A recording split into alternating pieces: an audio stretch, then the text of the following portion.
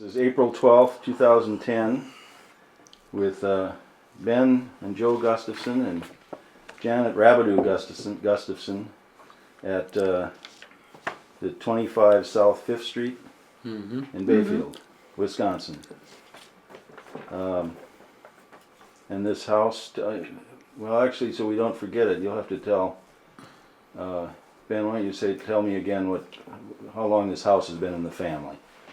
Well, it's been in the Gustafson family since my grandpa came and probably bought the property in 1909, and he owned it, I think, until he died, or Grandpa died in 1948. Was that what it was? Yeah, it was in 48. And then my Uncle Ben, he bought it, and he lived here until Janet and I bought it in 1969, wasn't it? Yeah. 1969, 69. yeah. And we've been here since. Yeah. The history of the Gustafson family goes on, at least on Captain Emil's side, goes all the way back to Sweden, and it appears he was born on 1871 on Tufta, Vardo Parish, one of the islands in the Baltic Sea, off Sweden near Stockholm. Did he ever talk to you a little bit about? Do you remember talking much to the old Cap at all when you were younger? Well, not really. I mean, he was. I can remember sitting over here. It was a big black culture, and us kids, we used to sit on that culture. And my mom and my dad and Grandpa, they all sat here and played cribbage. Okay. But boy, I mean, they probably played for a couple hours, and we sat on that couch. We didn't dare get up and do any roaming around. And kind of on the strict side. Very, very disciplined people. Oh yeah, he was. Yeah. We know that from my dad was telling me, he remembers them obviously from the days of the old C.W. Turner and Booth Fisheries, and I was talking with one of you guys a little while ago and said that he was kind of enticed to come to Bayfield. Can you tell us that story about how Captain Gustafson came to Bayfield? Well, He was in the mines, wasn't he, at first? Well, yeah, he was. When he came over here, I don't know how he even decided to come over here. I suppose, but he was working in the mines in Michigan, in the copper mines, and. From what I understand, what Dave found out is that Linus Jacobson got a hold of him and told me he had a job for him on one of the herring boats in Bayfield. And I forget what date was that he came here. And He looked like he came right around the turn of the century, 1900. yeah, well, my dad was born in 1900. Yeah. Yeah, so. And anyway, when he got that job, like, according to the paper, the first boat that he was supposed to go on, when he got here from Michigan, Linus Jacobson told him not to be in a hurry, to wait. You know, not to wait a couple of days and find out where he's going to go and get his oilers and anyway, that boat that went out, he said the boat that went out that he was supposed to come on never came back. Really? Yeah, that's according to the. Was that the TW camp? I don't know. I don't remember what boat that was. Remember, Booth in those days was the camp, the T, it probably was, sure. and that's the one And that's it sunk, between. yeah. It sunk between Wilson and Madeline Island, and that sank in 05. So I'm thinking could be Sure. a time that That was, Yeah, that your should be. grandpa Yeah. get to Bayfield was 04 or 05, somewhere in there. so Yeah. that was probably the boat that he was going to go out on. Yeah, the camp. Yeah, they were delivering hay for the horses when Presque Island was being logged, and they had to get that stuff out there, and they took on a lot of water, and the hay got so filled up that it sunk the boat there. Yeah. That's quite a story within Oh, itself. a bit. Yeah. Yeah. Yeah. So he's a young Swede. Did you ever go over to the Northern Great Lakes Visitor Center there and check out their naturalization end of it upstairs. I think my brother Dave did. He went into that pretty heavy there for a while. He got a lot of information, and in fact he's been over to the Åland Islands there twice now, visiting with. We still have relatives over there. In In Sweden. Sweden, Yeah. Yeah. Interesting. And in fact, here, I think it was 3-4 years ago that they came over here. We had a picnic right down at You had a family At the park reunion, and some of in them came Bayfield here. over. They all came over. Oh, that would have been interesting to Yeah. listen. Now you can go back to the old churches and stuff in which probably all those old Swedes and Norwegians all grew up in a Swedish Lutheran church or something over there. Yeah. Yeah. In fact, there's two of the relatives over there in the islands there that still fish. They're still fishermen. I mean, they're In the still Baltic. Yeah, they're still fishing family, and they were really interested in coming over here and see how I was fishing, or what kind of equipment I had for fishing, and what kind of a boat we had, and so they really liked that. They really thought that was really interesting. They're out Yeah, here. Yeah. What do they think of Lake Superior? Oh, they liked it. Yeah. They said it was a lot like the old country. It reminded them so much of the old country over here. Well, that's one of the reasons. I don't know. It seems to me like Captain Gustafson Emil had a brother named Eric, and over in Sweden and Norway they went this primogeniture route. Basically, that is the oldest boy gets everything and the youngest boy gets nothing. Is that probably why the captain left here to to come to America? Like, to start yeah, out? Probably was, I yeah. think that's probably what it was. Yeah, he was the old, not the youngest, but anyway, he wound up with nothing, so he came over on one of the boats, I suppose, and I imagine that's how he got started in Michigan there. Was his dad then a farmer over there, or a fisherman, or I think he was a fisherman. Yeah, fisherman? because they say fishing goes back a long ways in that family, in the Gustafson family. You should, yeah. I imagine those churches over there and stuff. You can trace your family lineage to the Swedish side way back. Yeah. To at least the period of time of Martin Luther, I would guess, 1400s, 1500s. Yeah, that's the reason I wanted Dave to get down here, because he's He been done- over there, and he had a lot of things to talk about himself of that. So, but we'll get him over here. We'll have to get him again. Yeah, John. we'll have to get him again so he can. Boy, he said them people over there. He said they can't do enough for you. They just treat you so good, and they're cooking for you and taking you to different places and showing you things. And he said it's really neat, really neat to be over there. Sounds Yeah, their eating habits and everything else are completely different from what we do over here. They get up for breakfast and everything's cold. They cook it the night before, I think, and then they eat it in the morning. That's what they eat. They don't cook a warm breakfast. no such thing as ham and eggs, eh? Yeah. So Emil gets here, and then he had 4 children. Tell us a little bit about the children that Emil had to begin with, and who his first wife was then.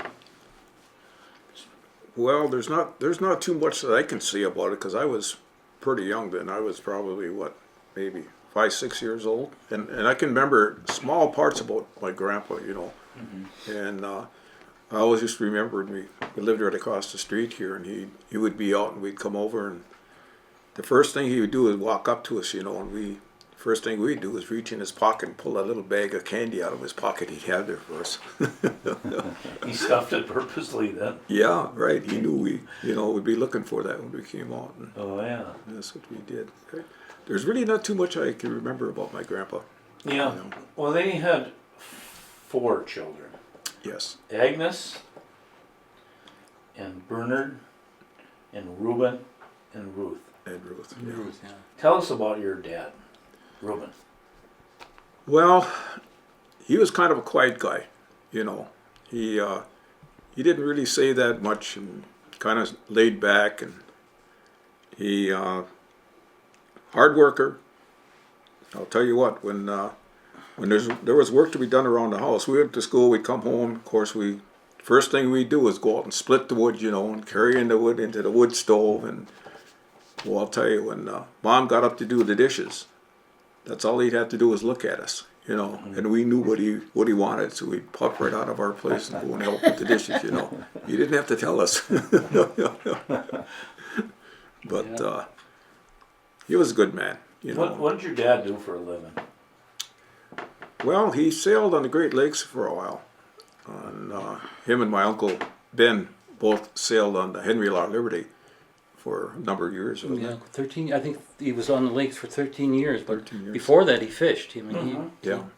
he fished on the lakes here. And, But they both did, didn't they? Uncle Ben was a fisherman. well, not as well. He did fish, but not as much as my dad. Uncle Ben went sailing when he was younger, and he sailed for quite a few years. Number of years. Yeah. Then he got when things slowed down, fishing slowed down here, and he got a hold of my dad and got him a job on the lakes. And Okay. he fished. He sailed for about 13 years. Okay. And What do they sail for again? Interlake Steamship, wasn't it? no, it was Buckeye? Buckeye Steamship Company. Yeah. Steamship Company. Yeah. Out of Ohio. Yeah. Sailed on the Yeah. Henry Law Liberty is the. God, there was a bunch. There was Hyra Soper. He was there. Uncle Ben, Bob Soulier was on there for a while. The one they called Knock-Up, what was his name? John Bear. John Bear. John Bear. Yeah. Yeah. Where they used to come over and they had the TV on in the living room with the house there, you know, and they'd be all sitting around smoking their cigars and talking, you know, and taking a few nips here and there. And so I snuck down. I had a microphone that I hooked up to the TV. I hooked it up in back TV and I ran it all the way up the stairway. And I had the mic up there. And then I come we over have the that TV, I tape? turned the TV down, and I said, attention, attention, we have a special message for people on the Great Lakes, you know, and then I said, the Henry Law Liberty just sank in the berth up in Superior. I could hear my dad, oh my gosh, do you hear that? And I come down and I told him, you know, that was just me. Yeah. Well, I remember Reuben pretty well too in his latter days. You remember what year he was born? 1900. December 15th. December 15th, 1900. Yep. And when did he pass then? He passed away in 70. he was down in, he's living in Janesville with us. He stayed with us for a while. Okay. And he fell and he broke his hip and he was in a hospital, and instead of bringing him home, they brought him to the nursing home. And no, this was in Ashland, wasn't it? Ashland, Yeah, yeah. that was Ashland, that's right. They brought him to the nursing home in Ashland. He died in the 80s, wasn't it? It's He's got his death certificate there. Yeah. Well, that's not a great big deal, but Yeah. probably Yeah. somewhere period in that time. I would imagine in the 80s. Yeah. Somewhere Yeah. like 80, 83 or something 83 like or that. something like that. Yeah. Yeah. So he was 83 years old when he passed away. Yeah, 86. Yeah. Yeah. He was 86, so that Died in So 86. 86, yeah, I yeah. have to put him in 1986. Yeah. He lived a pretty colorful life. Oh yeah, he liked to do things. Of course, you know, they didn't never had the automobiles and the things that we have now, where you can go in place and do anything.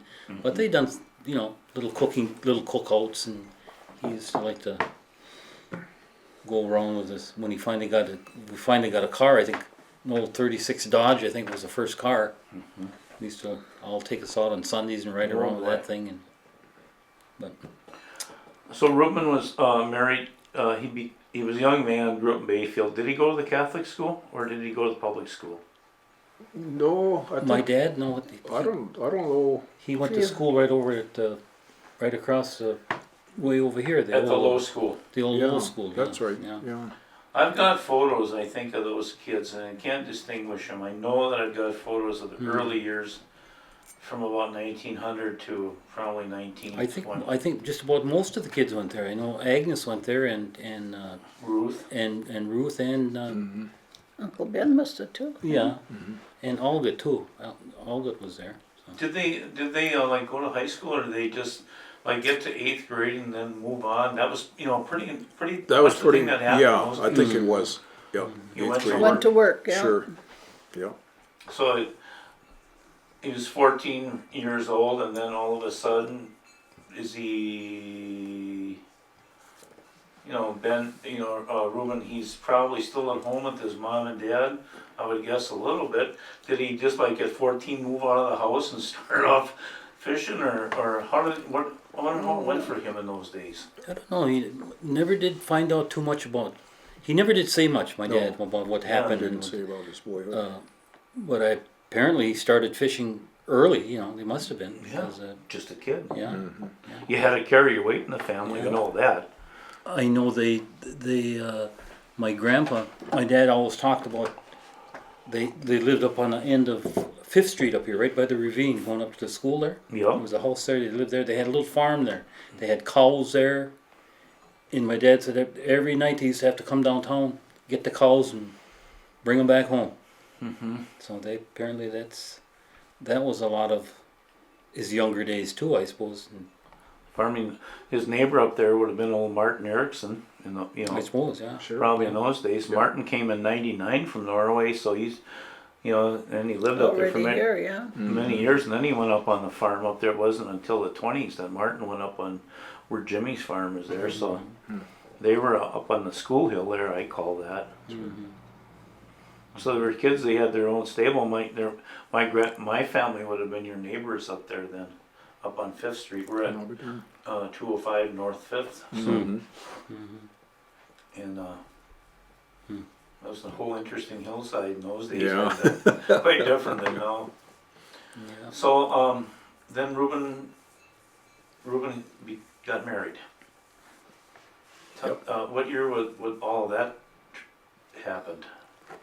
Well, that was, I think my mother was 28 years old, and my dad was 35 when they got married. They got married in 35 then? No, that's how old my dad was. Yeah. Oh, okay. So yeah, it would have been 35 because he was Yeah. born in 1800. Yeah, so he's 1935 he Sure. got married. And who did he marry? Pardon? Who did he marry? What was her name? Josephine Peacock From Redcliffe. from Redcliffe. Uh-huh. Part of the old Basney lineage. Yeah. Right. Yeah. That Peacock name goes back a long ways too though. Oh yeah. Yeah. Peacock Sawyer, yeah. Peacock Sawyer. Basney, yeah. Mm-hmm. You know the tie into the Sawyer family and all through the Peacocks? No, The sister of Well, they used to, there was, remember old John Peacock, or old John Sawyer was out there in Kerry Sawyer? yeah. It'd be like Booton's grandmother, I think was Carrie Sawyer. And that, No, that was his mother. or his mother, yeah. Yeah. Was it his mother? So, Well, that Sawyer name goes back a long ways. Like the second head chief here in the area, 1854, and it just kind of bounced forward after that. But so by 1900, 1935, there's probably 3 more generations of Sawyers in there, of which one of the girls must have married a Peacock or something, I would guess. But the name Peacock, where does that come from? That's about as English as you can get, isn't it? Yeah. yeah, that goes way back there. That goes into the Gishgoks and names that I don't even know. And I don't remember too much of my grandpa Peacock. He was always out there in Redcliffe. He seemed like he always had a big black hat and a big coat on all the time. What was his first name? John Peacock. John Peacock. Yeah. And what was his wife's name? Marie Bear Peacock. Bear Peacock. Yeah. Uh-huh. And don't know too much about that either. I mean, just It is what it is. they had three. They had three kids. My mother, my aunt Kate, and Mike Peacock. That's where that came from. And then this way forward after that. It gets really interesting, that Native American lineage back in there. It gets kind of confusing too. Yeah. But Hard to say. Yeah, I mean, Well, you know, what about there's on the Emil Gustafson's wife? Was she white or was she? Who was she? I missed that earlier on when you were talking about. No, they were both from Norway over there. They were. Yeah. Okay. His first wife he brought over or married. she died in what was that in 19 or 18 something I think. 18 something, yeah. I think Wow. Dave's got it. And on then this. he sent And that would be your dad's mother. Yeah. yeah. And What was her name again? It should be on there. I'm thinking it's Erica. Erica. Oh, yeah. Yeah, the first. Yeah, that's what it is, Erica, yeah. So Emil was married to Erica. Mm-hmm. And then she passed away at childbirth. Yeah, after she had the 4 After children, she yeah. had the 4 At children. 4. Mm-hmm. And then the 5th child, she died at Yeah. childbirth. Right. And that left Emil alone. Let's see. Yeah, and then he Then he met Well- Judith Hendrickson. well, was he- living in Nashville. In 1896. Mm-hmm. A girl called Erica Wilhelmine Nyland became his second wife. Okay. And she came here and she had 4 children. Mm-hmm.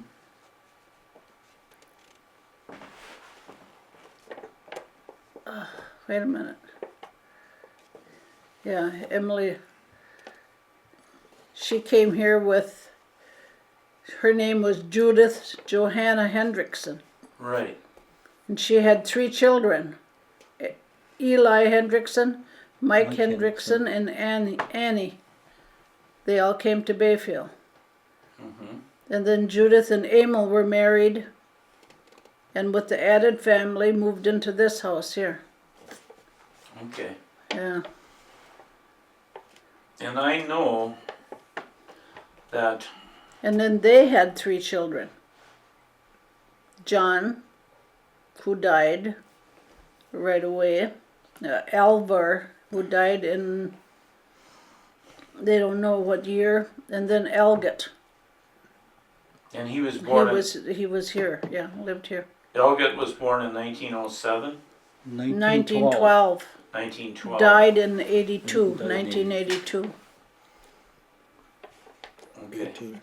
So he was in my Aunt Eunice's class. He would have been in the class of, I think, 1927 at Bayfield School, because I've got photos of him at home too. Oh, have you? From the old family. I mean, I got photos of the old Bayfield that Oh. came through my family. Tons Okay. of them.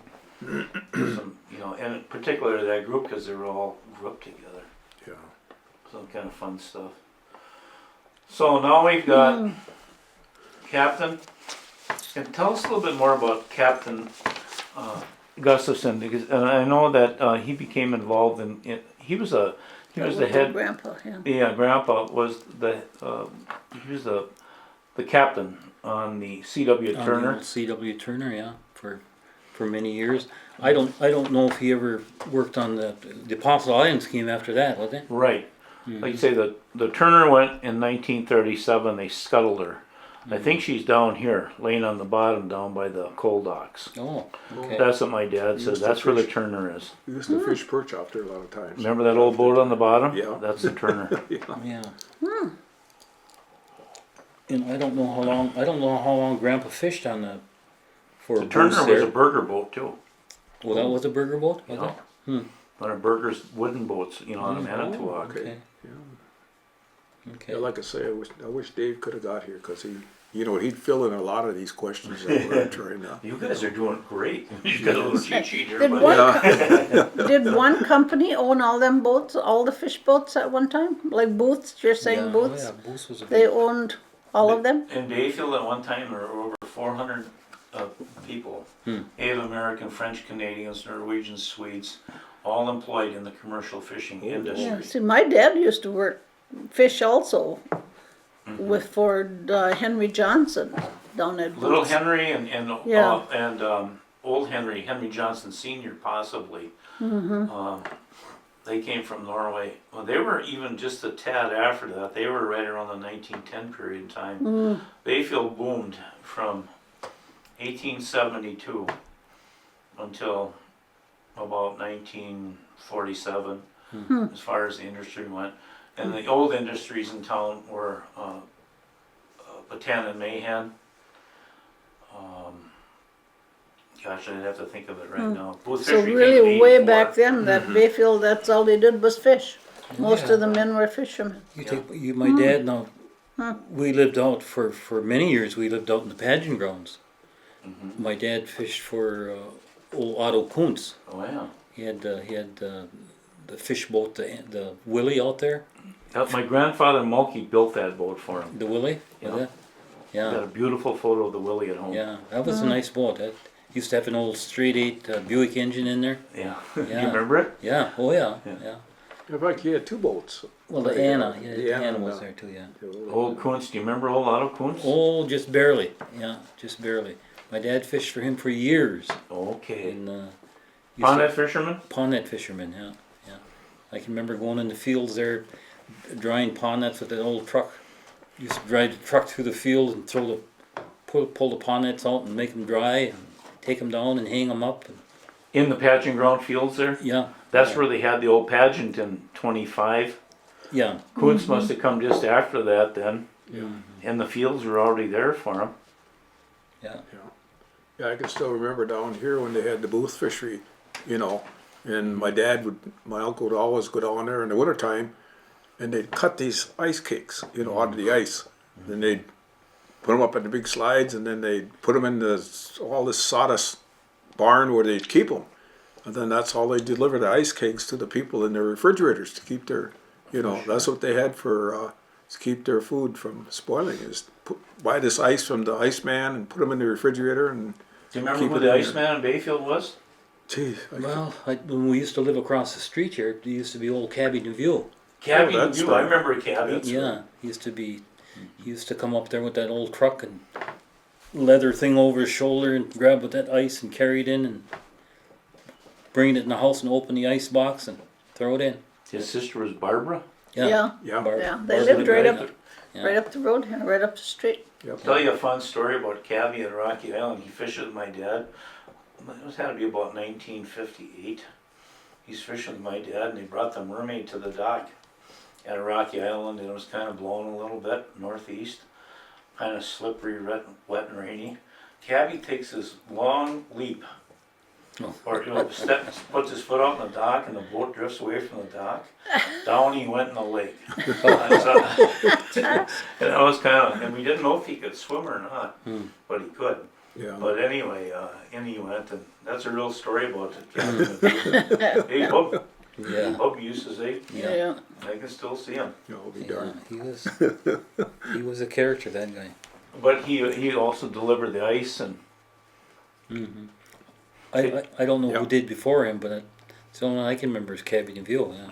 did you guys ever make ice for anybody when you were a kid, or? Well, I used to work down at Booth when we used to run ice up on the jacks, Yeah. cut it and run it up.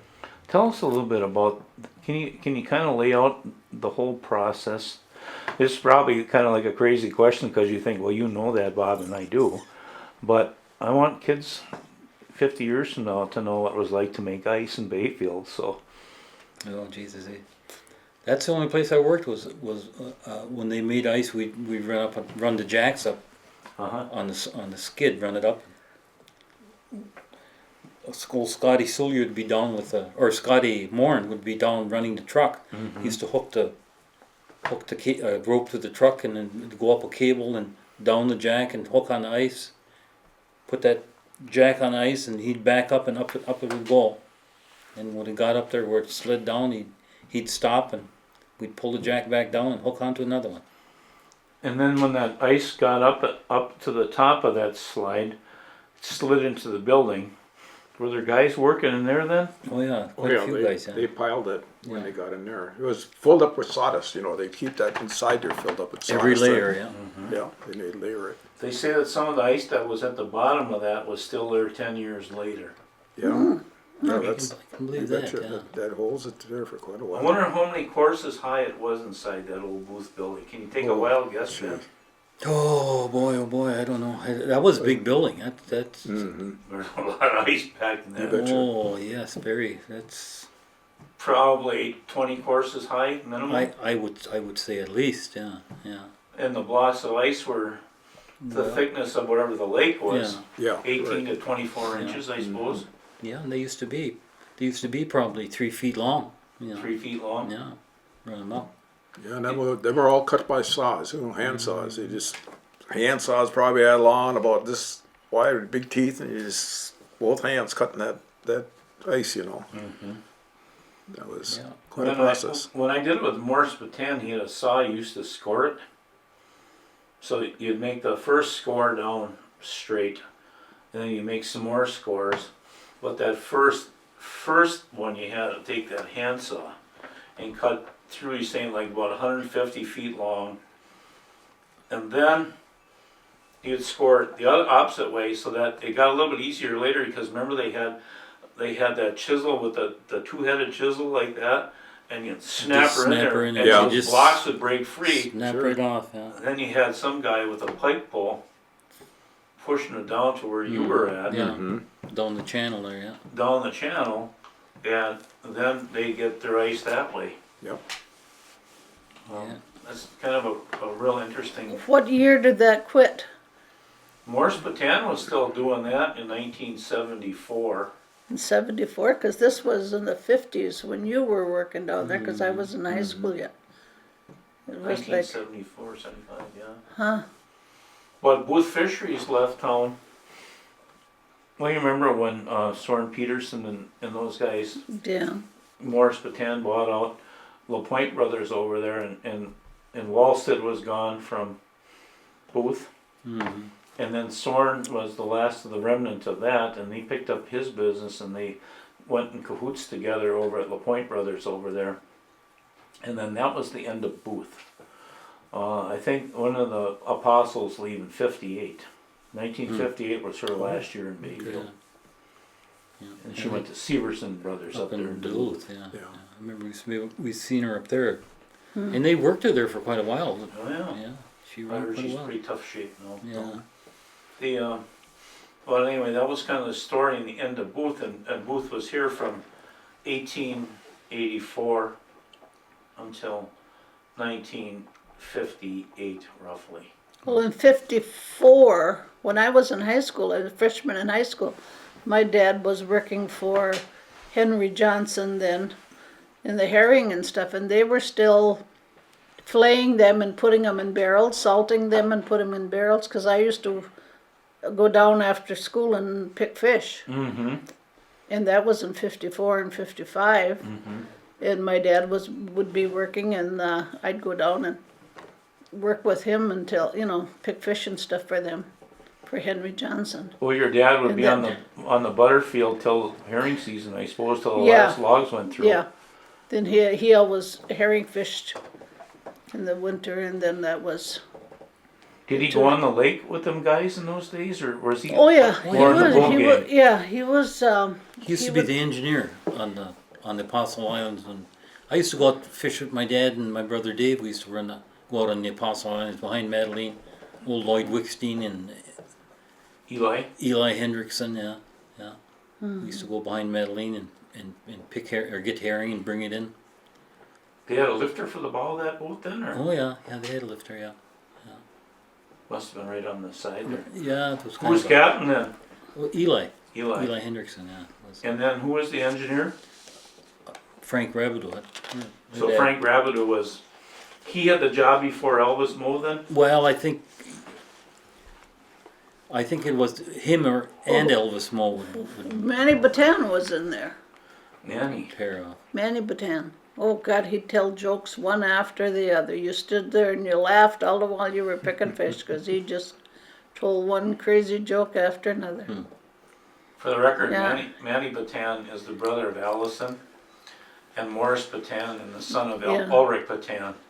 So the future Batten generations side. will know who he is. Yeah. So Janet, your father was Frank. Frank Rabideau. Rabideau, Why don't yeah. we go into your family? No, we haven't touched on Well, when the Rabideaus came here and who they were and so on. I was born in 41, and I don't remember my grandparents. They were both.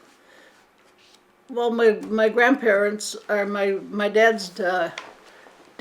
They were in Odena. They came from Odena, and he was a French Canadian Indian, and he they lived in Odena, and he was in a family of 7. There was he had sisters and brothers, and they all lived in the Kashina area. They all moved to Kashina and Milwaukee and Shawano, different places like that. My dad stayed in Odena and married my mother, who was adopted to the Indian. She came on the, if you heard of the Indian train, the orphan train. And she was adopted by the Petersons in Redcliffe. And she was only 2 years old when she came from New York on that orphan train. And when she was 18, she married my dad, and they moved into Redcliffe. They lived in Odena for a little while. Then he moved to Redcliffe, and he then got a job with the Consolidated Paper Company in Ashland, and he would go to Canada with a tug and get those rafts, bring them back to Ashland, and he did that from when he was 20 years old till he died in 1962. Okay. And he died on the he was on the boat. Alan Weborg was working with him at the time. He got appendicitis, and he thought he was constipated and stuff. They were on a trip going to Canada, and he took laxatives, and that killed him. He had ruptured appendix and didn't know it. He thought he was constipated or whatever, and Alan got him back here and left the raft and got him back here to Ashland, but he died the next day. So he was only 62 years old, my dad, when he died. So I think I remember Bummy saying that he didn't miss a day of work. no, he never did. He was crippled. He had a bad hip. He broke his hip back when he was just a young kid, and back then they didn't fix nothing. It just healed. And he was always limped. He had a lift on his shoe. But yeah, and he could run those logs.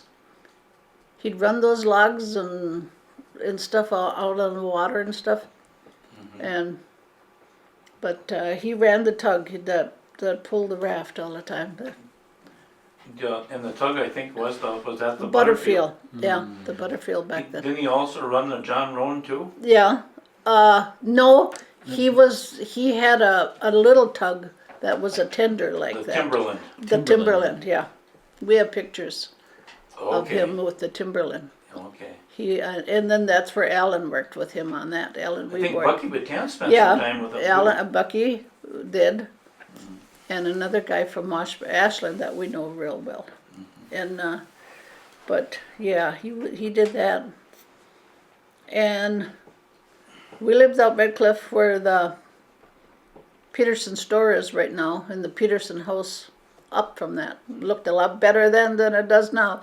But yeah, that's where we all grew up. There was 9 of us. 9 of us kids, and I'm the youngest. And we had a real good life. I mean, we had a lot of fun. A lot of forks around that table. Oh, there, yeah, yeah. And we're all right in Wisconsin. I lost 3 brothers and sisters in the last. Well, one was in the service years ago, but so yeah, Alan, the farmer up on the hill, is my brother, and Robert Rabideau, he was veteran, paralyzed veteran. He lived next door to me here. When my mother died in Redcliffe, he sold the house out there and moved into town closer to me, so Lindquist place there. yeah. And he bought it from Dorothy Lindquist. Moved in there in '83, and he died here just about 3 years ago. So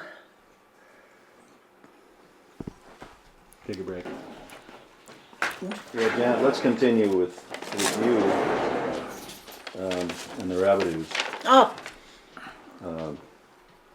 Well, like I said, I don't know too darn much about my grandparents and them, but they've always lived, and my dad and my mother always lived in Redcliffe, and her parents were the Petersons, and they had those Petersons would be Martin Peterson's grandparents right now, and her dad's name was Martin. My mother's dad's name was Martin Right. Peterson, and they adopted other children, other Native American children too. Oh, they did? Or not, yeah, they had adopted other children. And my mother came from the orphanage. She was her name was Murphy. She was Irish, right? Yeah, she was, and right from the New York. She brought papers with her and stuff. She was, and she never did know why she was in an orphanage. Back then, they said a lot of the ones were in orphans because the people were starving and couldn't take care of their children, so they put them in orphanages. And it was Catholic. It was a Catholic church, a Catholic orphanage.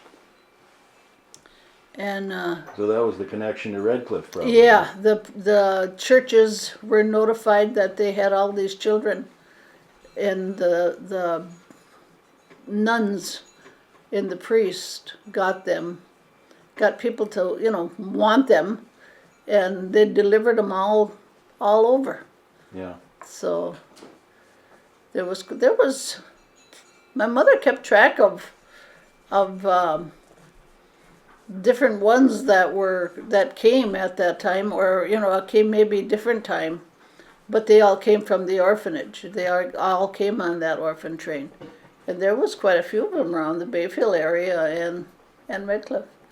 So she did keep track of them, but I don't remember their names too much. We met a guy in Ashland, remember when we were over there? Yeah, that was his mother was. He was driving for He was the garage there and brought us to yeah. town, and he was on that orphan train too. I forget No, what his his name mother was. was. Oh, his mother was. Yeah, Yeah.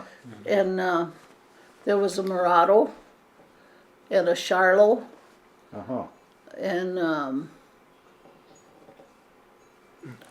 there was different ones that I really don't remember too much about them, but that's kind of all I remember. Other than I don't remember too much about my dad's background at all. He came through from Canada. He said he was a French Canadian Indian, and that he never came with too much of a background that he ever talked about. He didn't. No, he had brothers and sisters. Well, And did stuff. did he come after the move from Madeline Island to Odena? Or was was his family also on Madeline?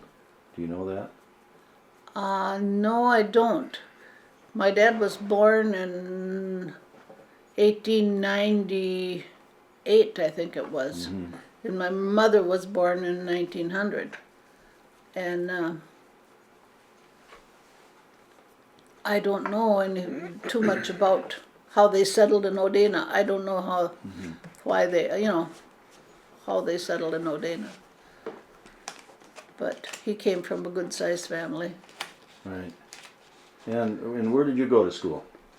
I went to school in Bayfield. Redcliffe, I went to Redcliffe Catholic School till my 8th grade. You did? Graduated out there with the nuns, Uh-huh. was our teachers. And then I went to 4 years in the Bayfield School and graduated from there in 59. Now, who were some of your nun teachers out there at the? Oh, Remember them? yeah, my first grade, second grade was Sister Victoria, they called her. She was just a little sweetheart, but was kind of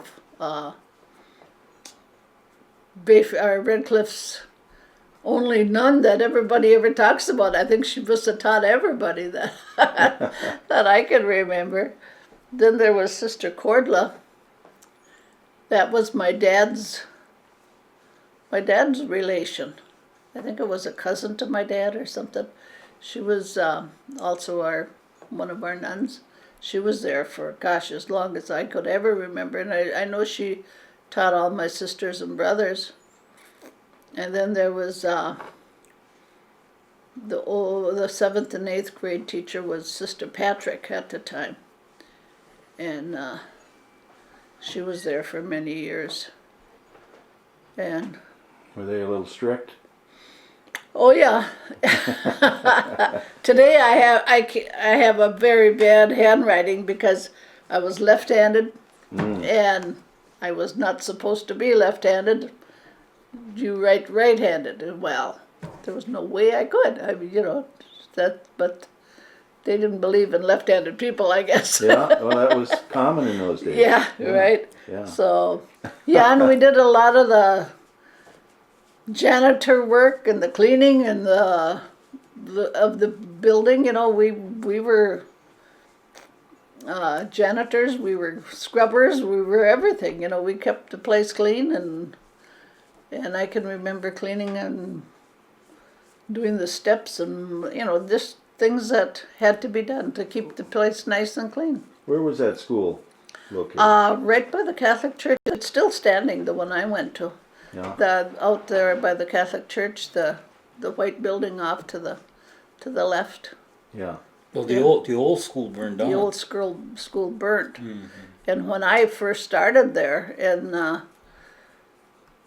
when I first started school, it was a fairly new building then. It was in good shape, beautiful building. And it was 8 grades. 8th grades, yeah. Mm-hmm. Who were some of your classmates out there? Oh, they're all living right here in Bayfield yet, most of them. Donna Glazan is my good friend of mine. Mm-hmm. Marlene Papp, she lives here in Bayfield. Yeah. Ronnie Batan, well, he went to Catholic high school Bayfield. with me. He didn't go to Redcliffe. Redcliffe School was Bobby Bear, that's around. Mary Lou Besna. She was a bear girl. Joanne Duffy, Joanne Brown, Joey Duffy. Those were all classmates of mine that are still around that I see all the time. The high school kids that I graduated that are still here that I see a lot are, like I said, Ronnie Batan and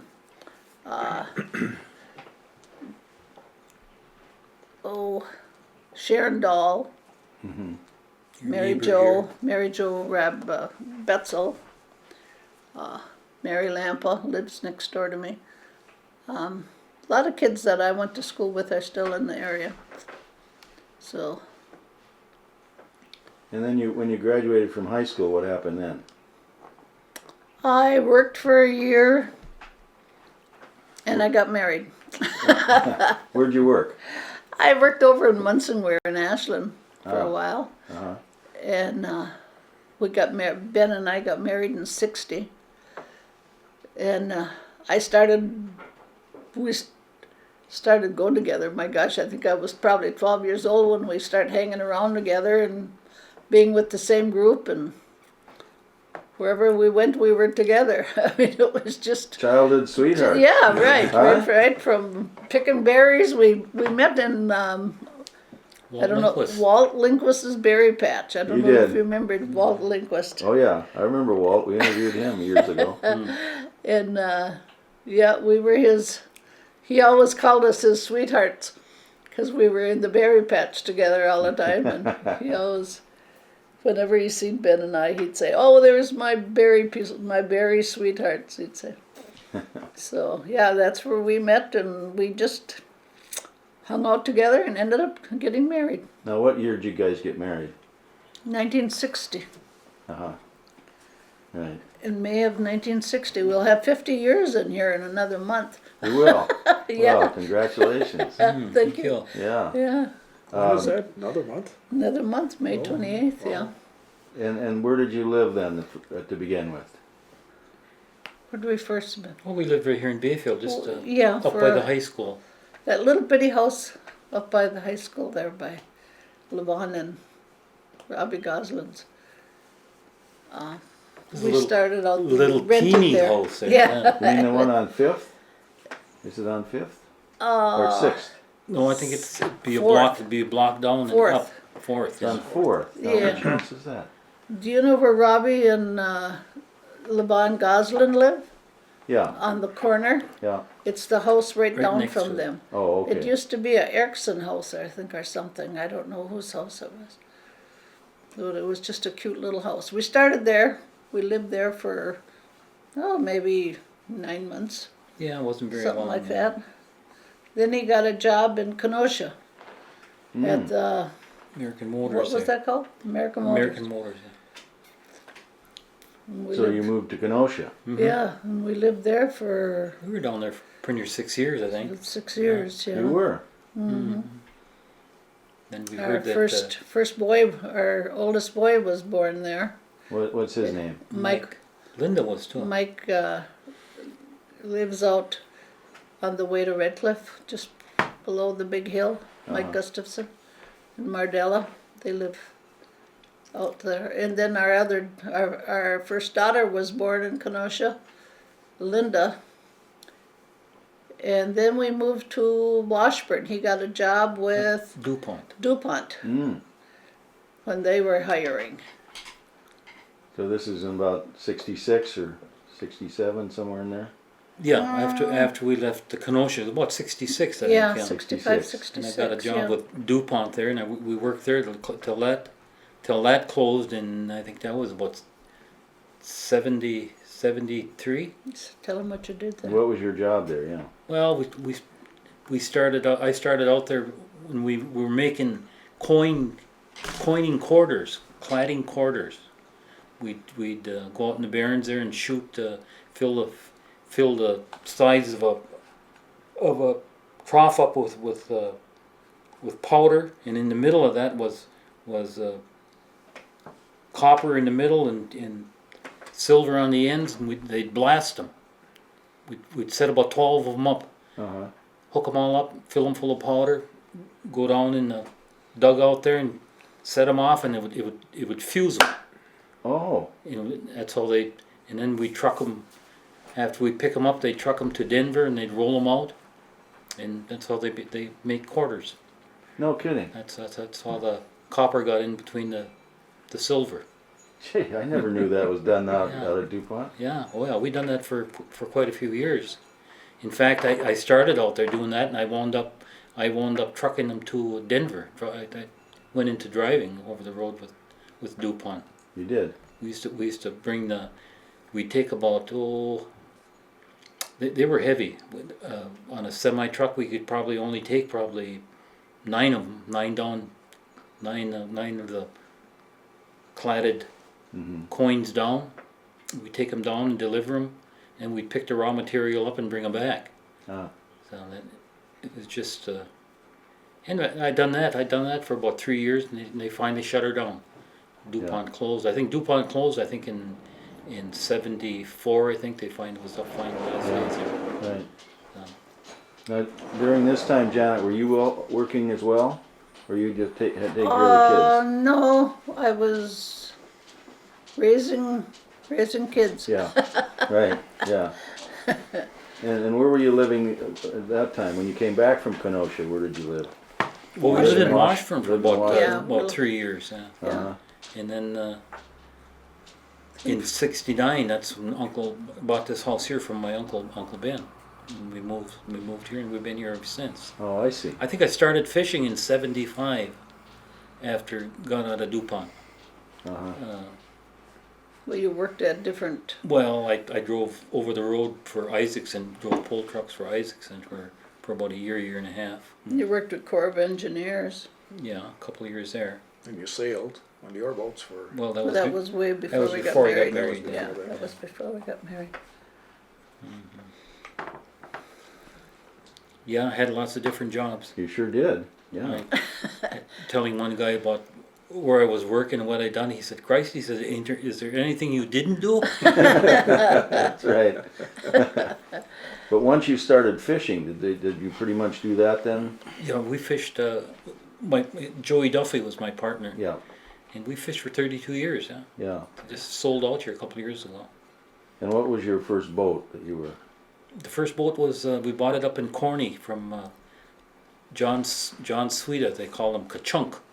Was the old Enterprise, old wooden boat, small boat, about 32 foot. Little gas engine in it. And it was a movie star. That was the movie star boat. Yeah, Yeah. yeah, and we fished that.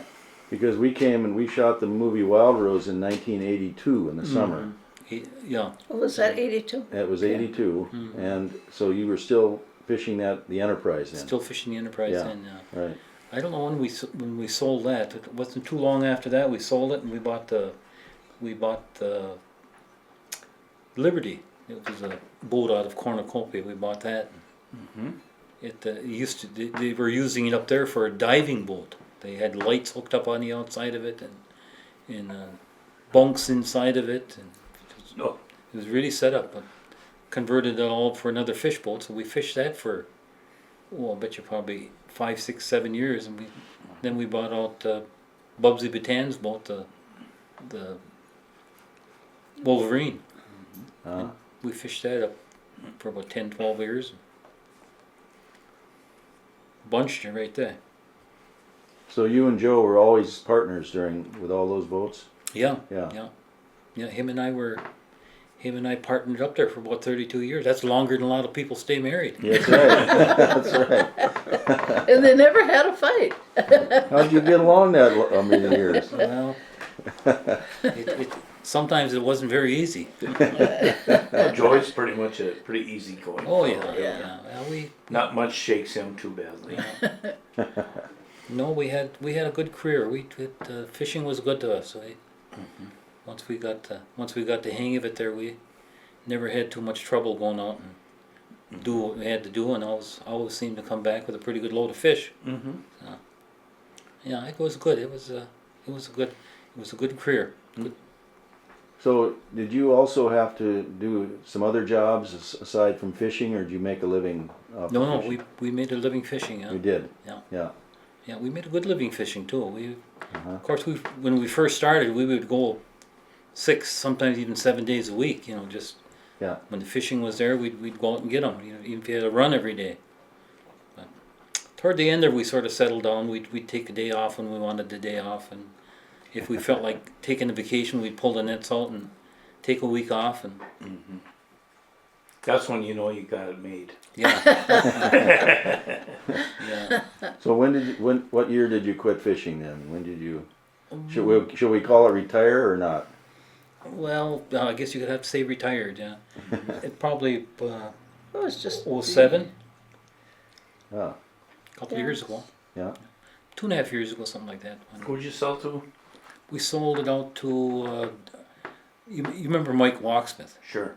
Be his boy, Derek. Derek Watts. Okay. Derek Walksmith. Yeah, he bought it. Is he keeping the rig up to your standards now, or? Well, it's still going. I'll say that. I mean, Yeah. we used to paint that thing twice a year and You did. pull it out every other year and clean the Took bottom, care and of it. so we took good care of it. She was in good shape. Yeah, yeah, Lenny Pete's old boat. yeah. Lenny Peterson's old boat. Yeah, he brought that up from Michigan, wasn't it? Yeah. He bought that from Emil Cullinan down in, around Houghton there. I remember that old guy went down. I've talked to him. Did ya? Yeah, Yeah. that's who he bought it from years and years ago. Yeah, his son was up here, probably 8, 9 years ago. Came up to look at it. Oh, Told us all about his dad when he bought it and how he fixed it up. In fact, I got pictures of it from the Hadlin boys. Give me pictures of when that Wolverine was built in Michigan. It was built in the backyard. It looks just like a burger boat, but it's not. It's got the burger design, but yeah. it's not a He's factory got a boat. little bit more of a belly to her than the burger's got Yeah. that, Yeah, that chamfer to her. Mm-hmm. Yeah. Been around a long time. yeah. She was a good boat. She's a boat that was made to work. Everything was handy. There's no false moves in there. And Had a nice open stern deck back there. yep, 2 guys could run that. 2-guy boat. Yeah. I worked on there one year with Lenny and Billy Oh, did ya? Billy Peters Yeah. and Mickey Hyde. Oh, yeah. In 1969 I was on there. One fall. And then I finished off the season with the Hadland boys. Oh, yeah. But it was a good boat. It had a wood Yeah. deck in it. Yeah. Things didn't slide around. Was it a wood deck at the end, or did you guys? No, still wood deck. Yeah. Yeah. Yeah, she was a good sea boat, a good ice boat too. Boy, she'd break a lot of ice. And she cut the water nice too. Yeah. Instead of this pounding, she just slid through the water. How long was it? 42. Yeah, it was right around 42, I think. Yeah. Any close calls out there? Well, yeah, a lot of times we you wouldn't think then, but after you got back home, you think, what in the hell was I doing out in weather like that? But Yeah. you can't. You go out and it's pretty nice, and all of a sudden the wind starts blowing. There ain't nothing you can do. You gotta finish up what you're doing and Sometimes make a you run just get for caught. home. Yeah. Would you worry about them out there, Janet? Oh, there was sometimes you were really worried when they didn't get home right away or whatever. A lot of times she'd find us down at Bates's bar. Yeah, it was You're setting back the movies there. right. Yeah, I used to call down there, and he would be sitting there with Martin and Joey and him, and I'd tell Lenny Erickson when he was bar, he owned the bar then. Yeah. I'd say, tell Ben to lift his nets and come home for supper. You ever get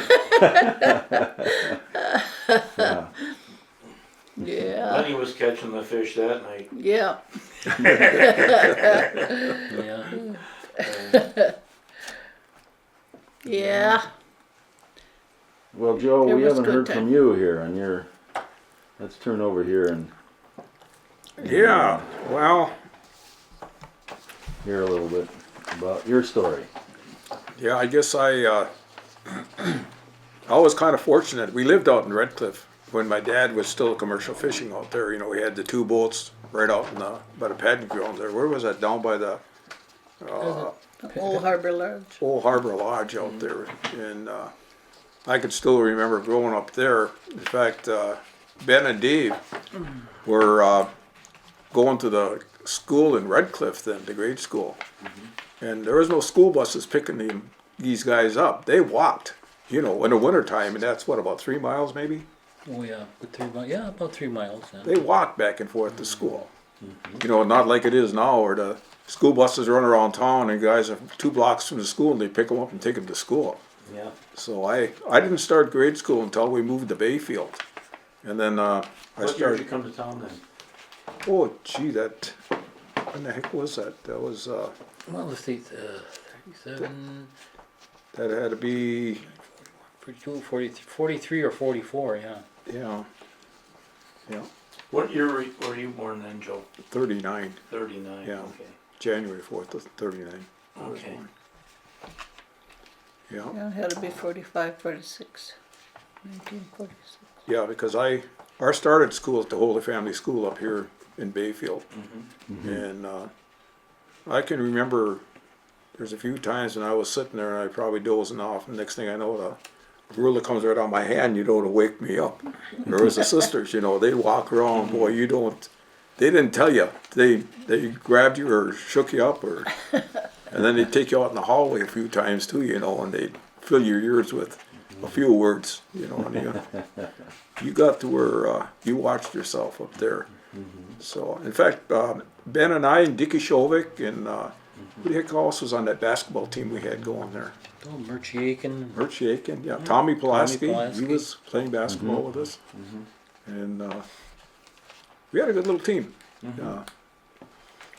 But pretty competitive at the Holy Family School. Sure, I remember the old Jimmy guys had. Yeah, there. yeah. I used to shoot a few hoops in there as a kid too. Oh, you did? It was still up. It wasn't in very good shape. No, they didn't really keep that up. It was almost like a garage or something, I think, like that. That had Johnny Ujak and I used to go shooting in there all the time. yeah.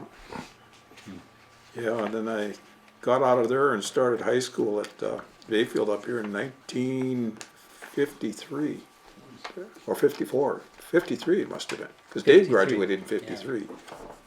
Oh, Dave was on the same, he was in the class of 53? Yeah, he graduated in 53. Yeah, Okay. yeah, he was on that team that they used to have the gym up in the old courthouse there, in the old floor up there, and where there was no room at all. There was just the outside boundary lines was right up against the walls up there, and When you touch the window, you're out of bounds. yeah. And you got up there, and they had a good basketball team. And then, in fact, they played up at the high school, and the new gym opened up there. And that was was that in 53? I think it was 1953. And that year they went to play for the tournaments over in Ondoskin at the Dodge Gym over in Ashland over there. Okay. Yeah, and they were. I think they had 3 losses that year, and the team they played was one of the teams that beat them. Ondoskin beat them, and then they also beat them over at the Dodge Gym in Ashland. So They got twice beat by Ondoskin that year. yes, that year, yeah, and then of course they didn't have the divisions that they have now. It was all, the whole state was all, you played everybody in the whole state. Superior Central to Right, sure. Eau Claire Memorial. Yeah. They're all in the Even the cast. Madisons and all that, they're all in one league. So after I got in high school, I graduated in 1957, and I was involved in a few things in school, basketball, played basketball. I was a bass drummer on the band, and I was in the choir, they had a big choir. I think they had about 40-some kids on the choir, the mixed choir. We got to bring a photo to you, Steve, and help me pick some kids out. Was Mrs. Lamoureux your? Yeah, Yes. yeah, she Mrs. was mine Lambro. too. You're gonna flip out when you see this photo. Oh, I got. really? It's an old Gil Larson photo. Oh, yeah. Oh, There's some I'd kids like to I can't see that. identify in there. yeah. Yeah, I got Lenny Peterson's in the with the only picture I've ever seen in my life of Lenny in school, but there he is. He looks like he's in that choir too. Can you imagine that? Yeah, anybody in school, I think, was in that Yeah. choir. Yeah. That's just what everybody joined that thing. Yeah. So, I graduated in '57, and I worked down at the old Jack Johnson food store there. Jack was trying to make a butcher out of me, I was working in a butcher shop down there. And I worked there I can remember Blanche, every once in a while you'd have to count your money before you left when you got paid, because there's a few times they got shortchanged a little bit, He was notorious for Yeah, she was. managing money. Let me put it that way. Yeah, you bet. So I left there, and there was about 5 or 6 of us that went down to Kenosha. A bunch of us, and guys from right around Bayfield and Ashland, Washburn area. And we got a job at the American Motors plant down there, building Ramblers. And it wasn't too long after that Ben then came down there. And that's when Oh, they so you moved went down there to Kenosha. first? Yeah, I was down there. Uh-huh. Yeah. Is that how you heard about it, Ben? Yeah, they were down there, and they told me that they were hiring down there to come on down. That was shortly after we got married. And we, I took the old '54 Mercury and headed on down, and got down there and put my application in, and they went over and seen these guys, and they said when they come to ask you, they all said don't let them put you in 303. He said, because that's foundry. Tell them anything but that place. I went down there and got all my stuff ready to go to work. They said, you're going to 303. So I was in the foundry for about a year. Oh, Oh, boy. what a job's a job. Were those Oh, good? Oh, yeah, yeah. Those yeah. are pretty good union jobs. Oh, yeah, those they days. were all union, yeah. What was your job there, Joe? Well, I started out as a spot welder, spot welding the underbodies for the unitized bodies of the cars. Running them big spot welding spirit machines, all these sparks come flowing back at you, Sheesh. Is that something you had to learn when you got there, or do you already Yeah, have that? they just kind of They trained put you. you on with showed you how to Yeah. training. And then after that, I got off that and I went into, they had these, what they call a motor teardown, where if there was something wrong with the motor after it was put on a line, and they'd run them and test them, and then there'd be something wrong with them, we'd tear them down and repair them and put them back out for cars again. See, all these, we did everything but build the body. The bodies are all built up in Milwaukee, and then they'd ship them down to Kenosha for final assembly. They bought out the Simmons Mattress Company plant right on the lake, and they opened that up as one of the final assemblies also. And that one year, they came out with that little American convertible. That's the first convertible they had. Yeah. And we would set these convertibles up on the line. They'd put them right on the line, and that would be the only car there, and we completely do the whole thing. Motors, tires, convertible tops, and everything else. We just finished up to where you could drive it right off. And this wasn't a big line. This was just areas set up to where we'd build one car. Everything. Custom. Put everything together. Yeah. And then in the heck was that? I was drafted into the service in '62 into the Army, and I left for the service and took my basic training over at Fort Leonard, Missouri, and then after I finished that, they shipped me over to what they call an AIT training, and this was supposed to be over in where the heck was that? Where they got all the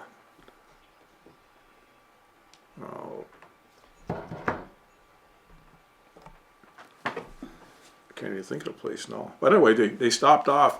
And the one thing about about being in the service, the only time I ever took a boat or a ship was when they shipped me from California over to Hawaii, and that's where I stayed.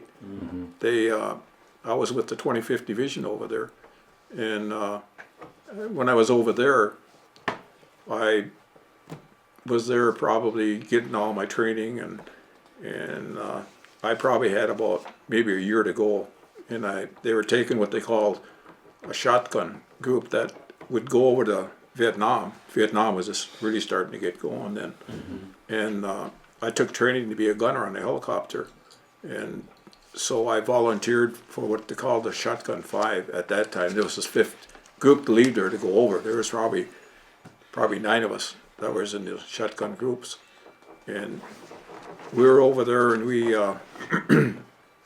were sent down to the Mekong Delta,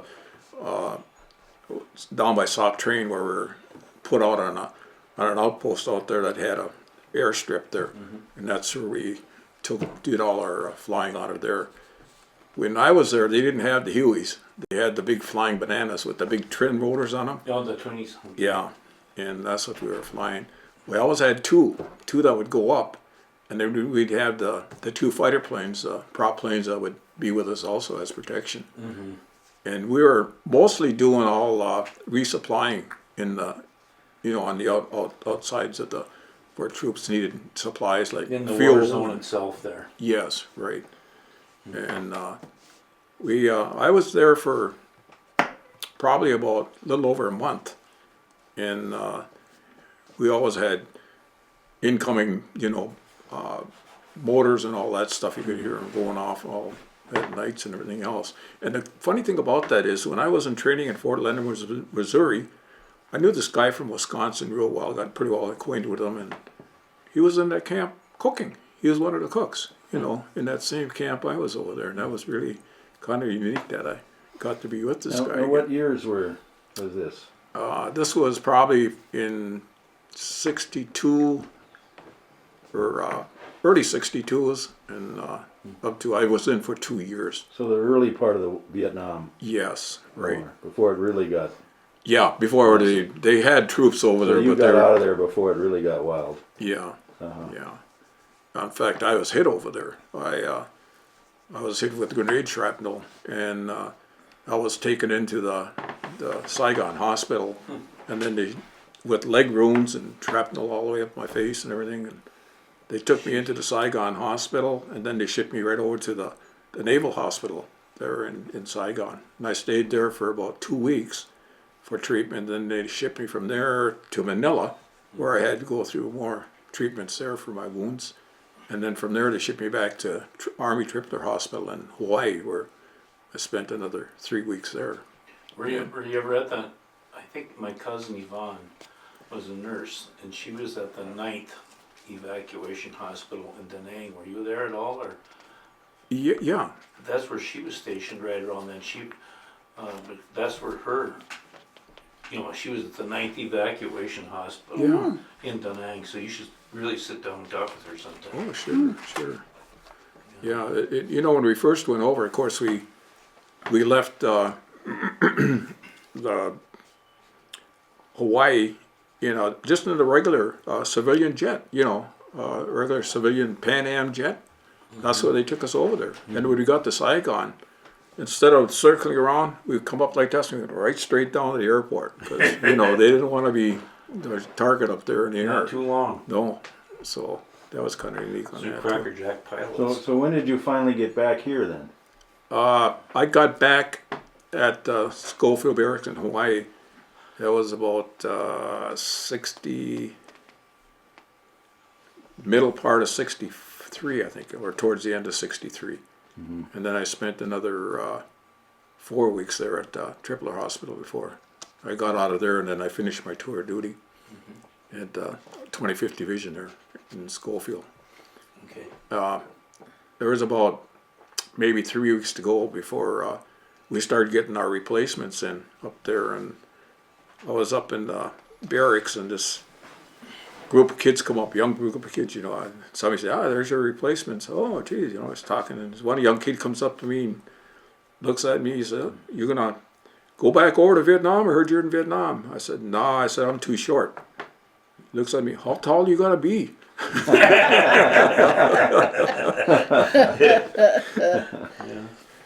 Yeah, we got discharged and came back home. I wonder how many Bayfield boys are actually in that Vietnam campaign over there. I got not the Vietnam one, but I just outside of Washburn, they had a rummage sale out there, and I stopped by there, and they had a book, kind of a good thick book. It was about all the Bayfield County World War II veterans, and there's quite a few Bayfield people in there. That was in World War II. I've seen that one. Did you? I also have from the Bayfield Progress the list of all the doughboys from Bayfield in 1917. Oh, is that right? Yeah. And there was hundreds of them Oh, from Bayfield. Oh, I bet, Redcliffe. yeah. I'll let you take a peek at that too. Good. There's a lot of familiar names. You've seen that World War II one then? Yeah, I have, yeah. It's orange colored? Yeah, it's kind of a... Burnt brown or... Yeah, burnt brown, yeah. I've got it It gets at home. about that thick, Yeah, It's really got a lot of information on there. Yeah. That's You're really surprised. interesting. Yeah, in But I'm fact, wondering about the Vietnam campaign. We lost a lot of... 3 guys from Bayfield here for sure. yeah. And Yeah, Dwayne Sullier, who our VFW out in Redcliffe is named after. He was killed. Let's see, we used to call him. He was ahead of me in school there. Yeah. Yeah. Merlin Allen and Jimmy Hessing were the other two, so... Yeah. It was But you made it back safely. Made it back safely. Yeah. Yes, sir. Then what did you do when you got back here? Well, they wanted me to go back again. They said, we'll give you another Yeah, of stripe to course. go back. I said, no way. I'm going home. Yeah, after I got back here, I came back, and of course I was still employed at American Motors, so they wanted me back there. So I went back there for a little while, and first thing I did was buy a 1965 Chevrolet, a brand new one, from up here in Duluth. And that went over real well.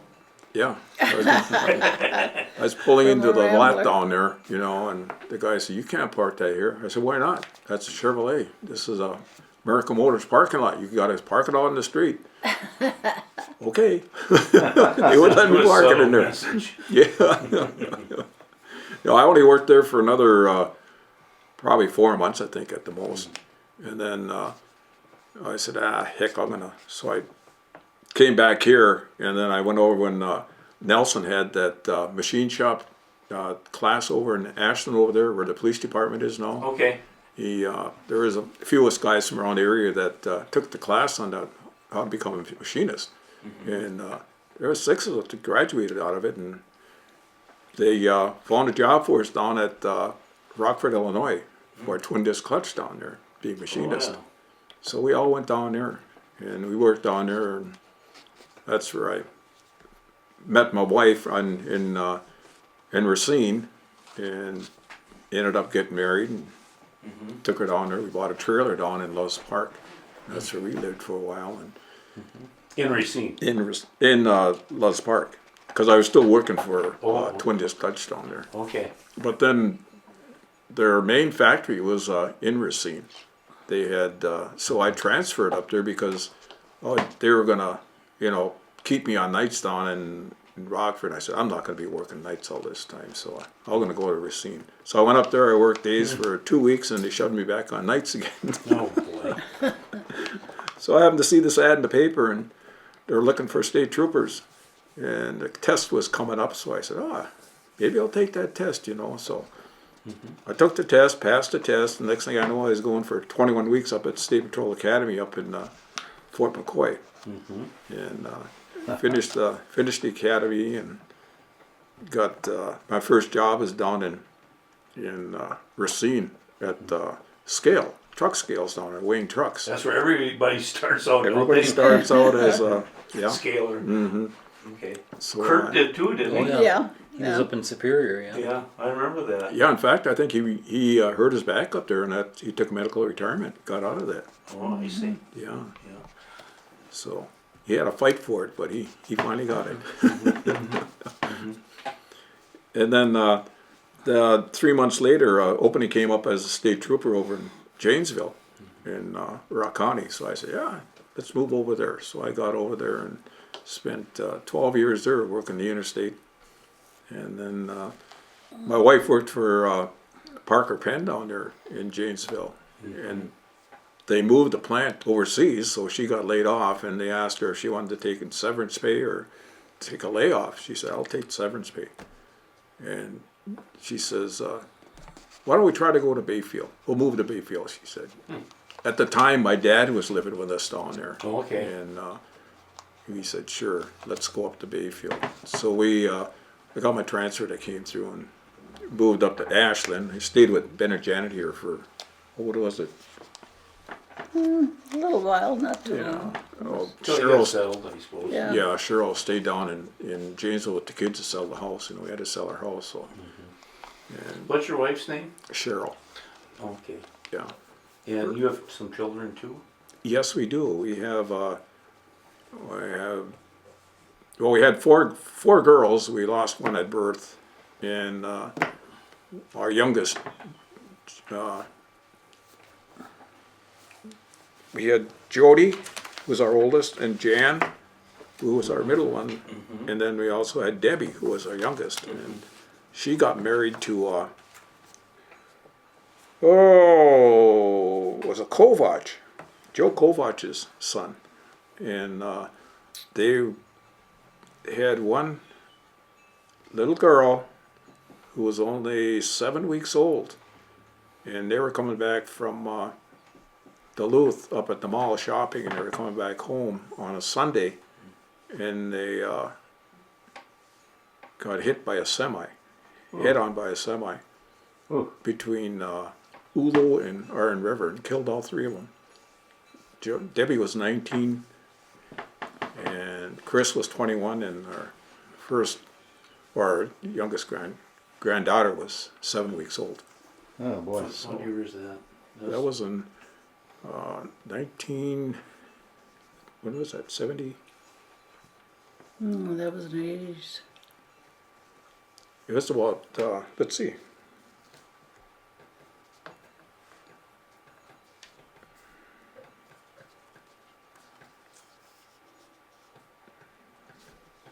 That had to be in, What year was Jenny, or Deb born?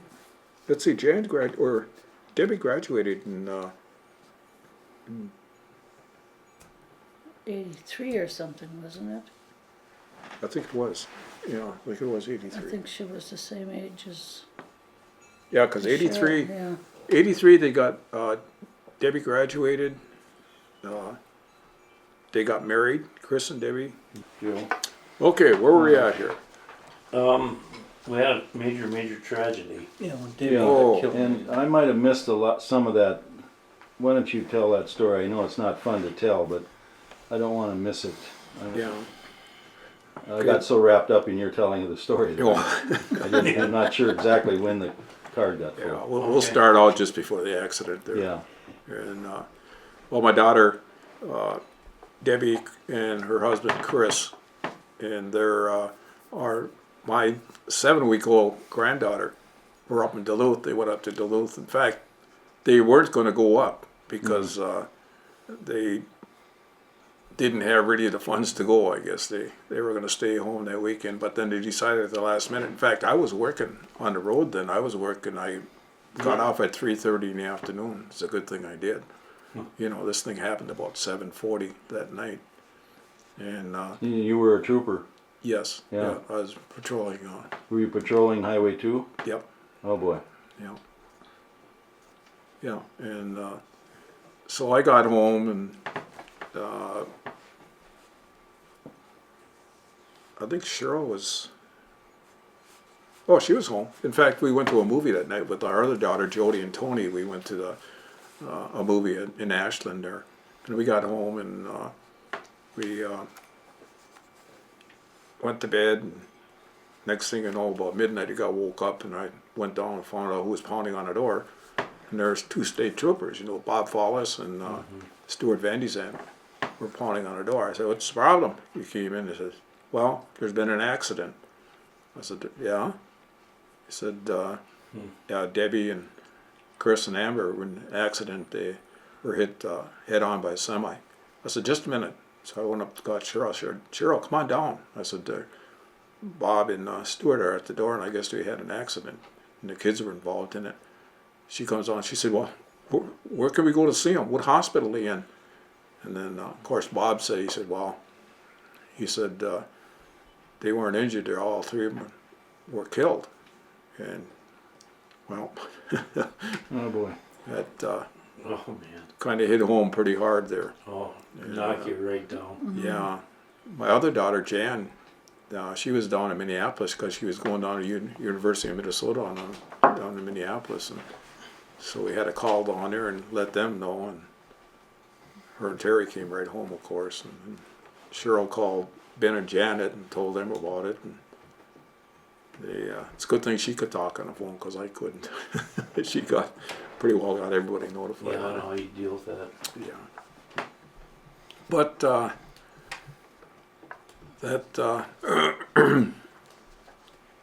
and then we had when we left Janesville, before we left Janesville, of course, we came up here, and my oldest daughter, Jody, who was a junior at the time, she didn't want to stay up here. She said, "I don't want to go up there." She said, I ain't going to go to school up there. I want to move back to Janesville. I want to go finish my school down here, you know. And of course, she got her to stay and everything, you know, talked her into it. And 3 months later, she said, "Do you want to run down to Janesville?" "No, I don't want to go down to Janesville. I want to stay here." Yeah. So it all changed just that quick. Yeah. Yeah, after I spent 22 and a half years on the State Patrol, and I retired from there. And I went into an area program manager for the state once I retired, and was what they did. I covered about 12 counties in the northern part of the state, or northern part of the state up here, and we went dealing with the counties and the state and the cities and the highway departments, and gave them funds. Had funds that we got from the federal and state funds, and we signed them up to see who'd want to get those funds. And so I stayed there probably about, I'd say, a good 2.5 years, and I got out of that, and then I went into being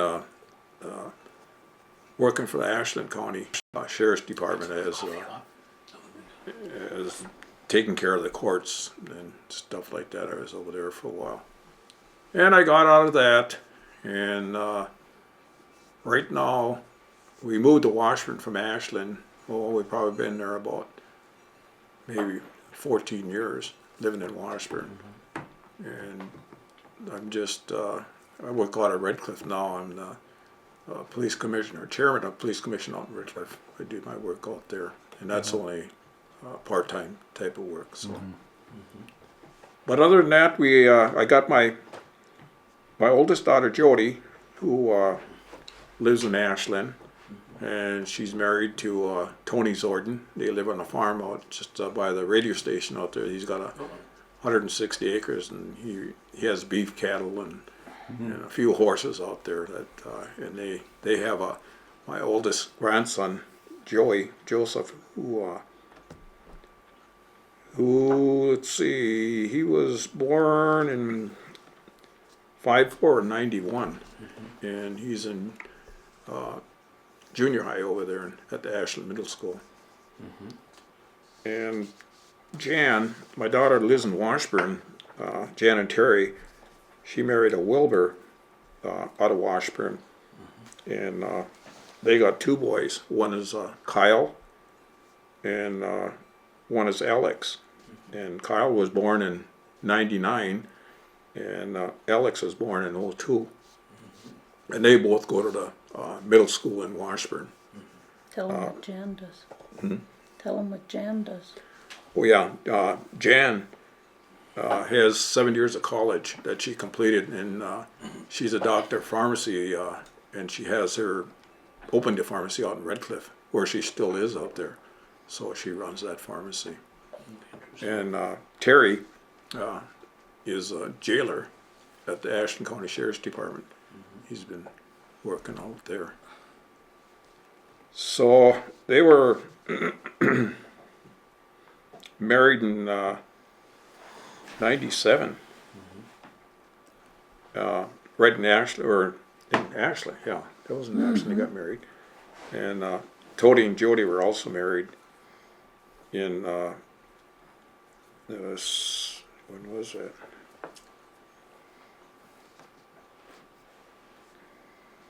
In 91, they were married in Ashland. You got a few years behind him now. Yeah. 18 already. Right. And they've stayed around here, so you're lucky And- about that. Yeah, right. They both stayed around here. You guys get together with the kids a lot then? And Well, Cheryl, in fact, Cheryl worked for Jerry Anderson as his secretary over at State Farm Insurance in Ashland for a number of years. Okay. As soon as the kids were born, we were still living in Ashland, and Jody and Tony's boy there. She took off. She quit work, went babysit full time for Jody. oh, I see. You know, so and then when Jan and Terry started having their kids over here, we ended up when the kids were killed, we sold our house, and then we just rented a house in Ashland, and Jody and Tony wanted to build us a house out by their farm out there because they have plenty of property, and they said no, we don't want to build a house. So we ended up moving to Washburn, and Jan wanted us in Washburn so Cheryl can babysit for the two kids. A little So she inside came. politics going on there. Yeah. That's good. Yeah, so that's just about my story. Oh, great. Ben and Janet, let's spend a little time, and would you introduce us to your children and tell us a little bit about them? Well, we got three girls and one boy. The oldest is Mike. He was born in Kenosha. He's what, 49 now? 49. 49. And then Linda is the next in line. She married a Kurt Basney. And they live out in Redcliffe there. They got a place out there. And, Yeah, they used to be my neighbors Yeah. okay. across the alley. hmm Yeah, And then Oh, yeah. yeah. and then Cheryl. Cheryl, she married a Hovde down in Rice Lake, and she lives down there.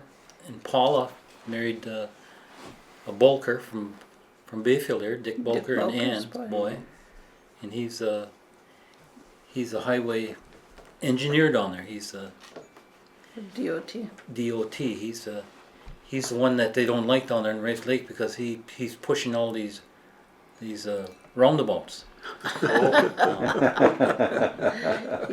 They call him Captain Roundabout. Captain Roundabout. They call him. He's a salesman for that idea. Yeah, he invented it, I guess. Well, he had a he lot- started them, you know. Had to do a lot with starting them.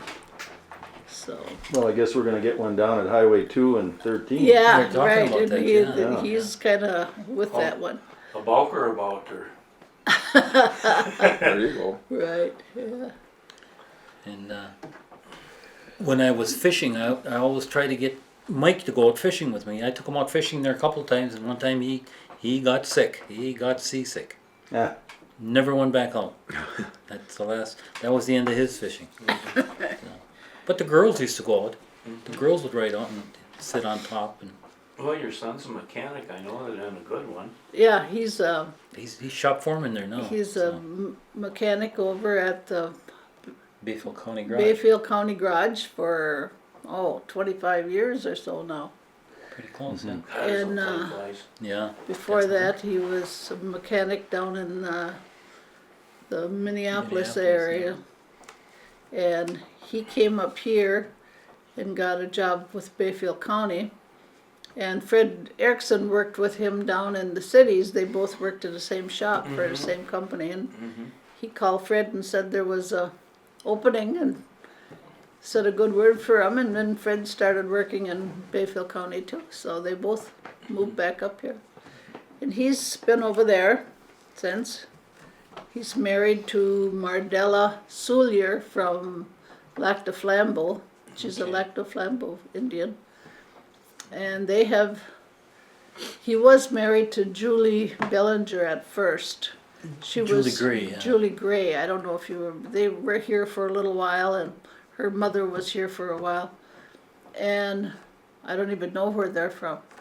But he married Julie Gray, and they had 2 children, Michael and Nicole. Okay.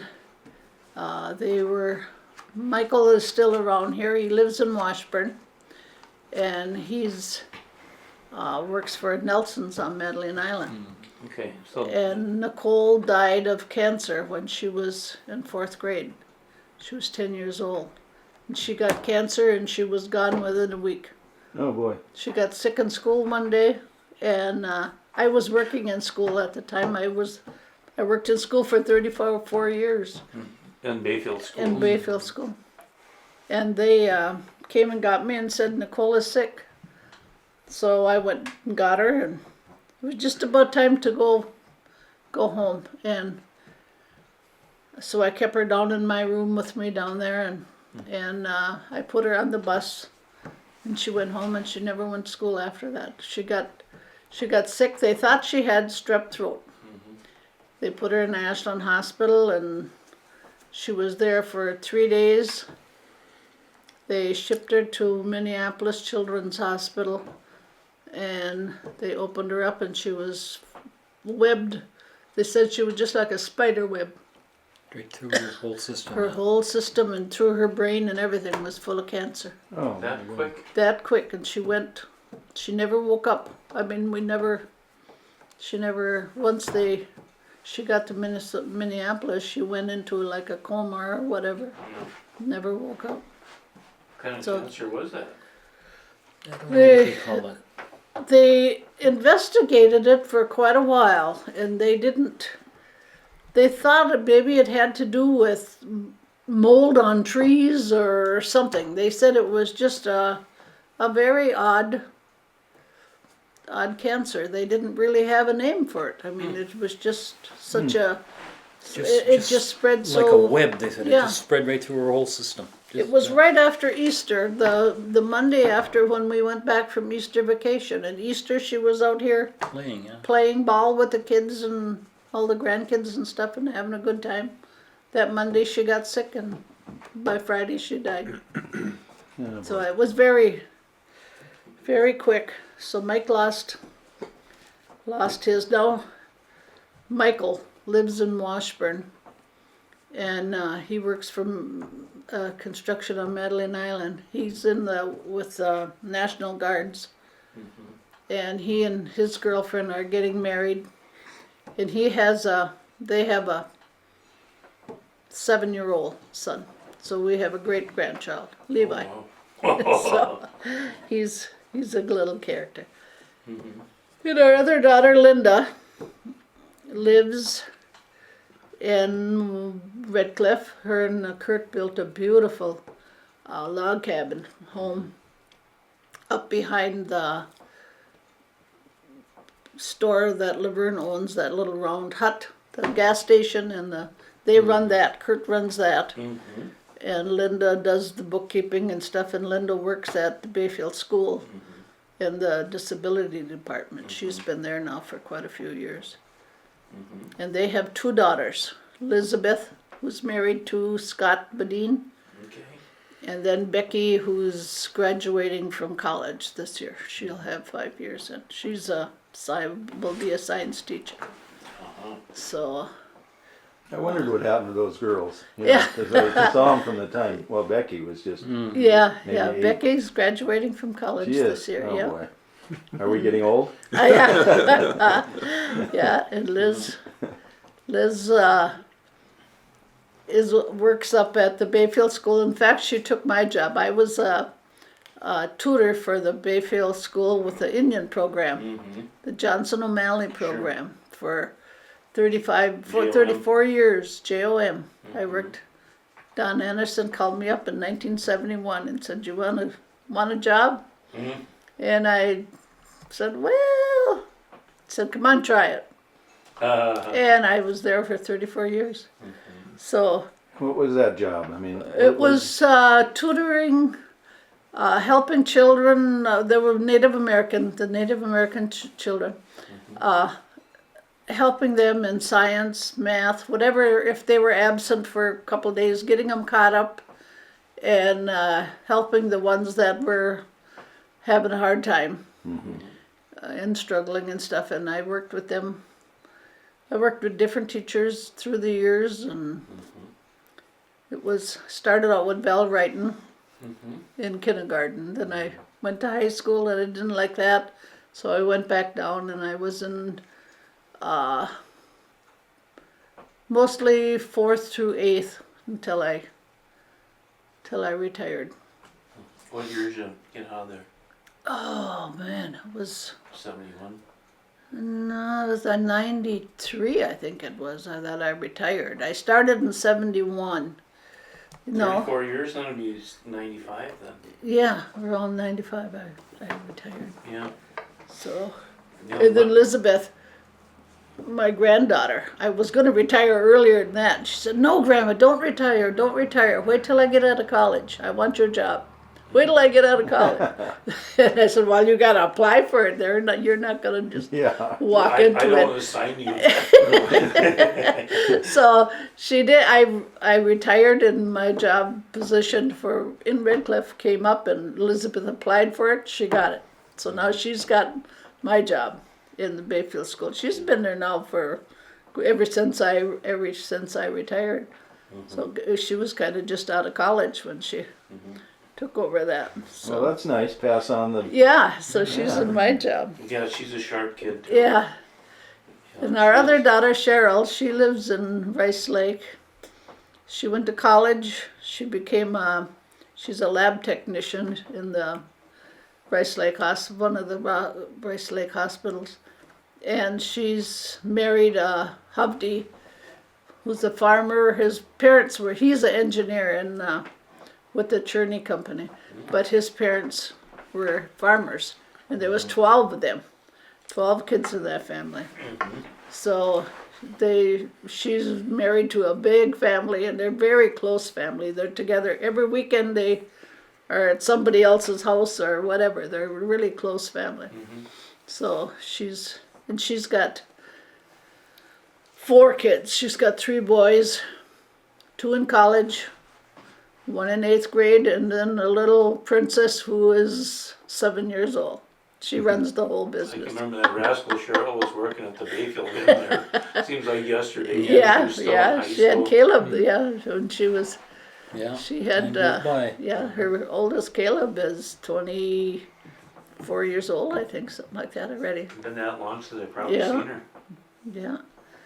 And then our other daughter, Paula, married Mark Bulker. They live in Bayfield. He was from Bayfield. He's a Bayfield boy. His parents are Ann and Dick Bulker. And they got married very young. She had a baby when she had Jessie when she was pretty young in high school. And they've been married, gosh, they got married in 83, I think it was, or something like that. 86. Jesse's 21. Yeah. Yeah, Jesse's 22 years old. Yeah. Oh, their So, child. yeah, their oldest child. And and he went to school for engineer down in Michigan. And he got a job right away with DOT. He's been there since. Yeah, and they got two other children. They got Leah, who's in college, and Benny, who's in 8th grade. Freshman, yeah. He'll be a freshman next year. So, And Jesse went to college in North Dakota. She's down. Yeah, in, she's been in North Dakota for 5 years. She's in not Bismarck, Fargo. Fargo. Yeah. Yeah, And she goes to NDSU. college. Yeah, Yeah. She's been up there. She's taken up engineering, following her dad's steps. yeah. She wants to be a So engineer. this will be her 5th year. She'll be graduating. And Saturday they were going to honor her at the powwow up there for one of the first girl engineers ever graduating from that school. In Native American. Native American. Yeah. That's Graduating from that school, so she's pretty proud of that. Well, I wonder what old Captain Amo will think of the grand story. If you know how life, Right. Yeah. It's quite a clan you all have. Yeah. Right. We got 12 grandchildren. So how about Dave? Can somebody speak on behalf of Dave and tell us a little bit about Brother Dave there and his family? Go ahead, Ben. Nobody wants to talk about him. No. Well- Dave lives in. Actually, you Dave. know more than we do. Dave is he's a couple years older than I am. He started sailing right after high school. He got a job sailing there, and about a year later he got me a job on the same boat. So him and I sailed on the lakes together for a couple of years there. We had many adventures out there too. Yeah, he graduated in '53 Yeah, from Bayfield High School. and then he got a job up in Silver Bay when that plant first started opening up there. He got called to go up there, and he's been up there ever since. He retired out of there. We'll tell him that he got For, married. And he got married. What was the name of the company? Reserve up there. Reserve Mining. Yeah. Okay, so Yeah. that's where he was. Yeah. Yeah. And he married a girl from Phillips, or from Cornucopia. Peggy Phillips was her name. And they had, I think they had 4 kids, yeah. 4 kids. They had 3 boys and a girl. 3 boys and a girl, yeah. And let's see, and Reserve, I forget what year it was when Reserve started shutting down there. They were having lots of trouble with pollution and. Well, in and 1972, Miles Lord shut him down there. It Yeah, said no more okay. tailing dumping. So Yeah, right. That was it. That's when he got a job in the cities at, I forget what the name of that place is, but they made sealer for cars and doors, and he worked down there for, in fact, he even retired out of there. So, and then he moved back up to the North Shore again, and he got married when he was, after his first wife died. I forget which year Peggy died. Or No, they divorced. they divorced, Yeah, yeah. then she died She later. died. But Then he married a girl from Superior, Gail. Martineau? yeah, she was married to a Martineau. She's not a. She was her first husband was a Martineau from this area someplace, related to the old Martineaus from the on the reservation and stuff from out Red Cliff, and she doesn't really know how they were related, but What the connection? yeah, what the connection was. But she had a family of 5 Yeah. when she married Dave. But they were growing up children too. They were on their own, and most of them were on their own. And But anyway, he's still up in Yeah. in Silver Bay. I mean, he's into politics with there too. He's a councilman there, and he got into that, and he's really into it. He's Takes her serious. very seriously. Yeah. Going to be Silver Bay's next mayor, I think. Alright. He's also the family historian in his own Yeah. right. Oh, he Yeah. really went into it. Yeah. Yeah. Yeah. Yeah, It sounds like when he gets into something, he really gets Oh, into he it. does. he really Just- digs down into it. You know. Yeah. Yeah. Yeah. yeah, they have 4 children. Their oldest, David, is a carpenter. He builds homes all over up there. He built some beautiful big $1 million homes, big ones. And their other boy, Tommy is professor at Duluth College. He's math, teaches math. And the other boy, Tommy, or Kenny, is in the Minneapolis hospital. He's what is he? Oh, he's into X-ray. He's an X-ray. He started out an X-ray technician. No, And he's in business of his own Yeah, but anyway. He's he- really up there. He got so good at it that he'd take him all over the state of Wisconsin to read X-rays. Okay. Now he's got his own. He started his Business. own Specialist business. organ. Yeah. Yeah. So his kids He are all really doing developed fine. into that. Yeah. Pretty sharp kids then. Hmm. Yeah, and his daughter runs. His first wife, Peggy, ran a business of like assisted living homes Okay. all over, and I don't know how many she owned.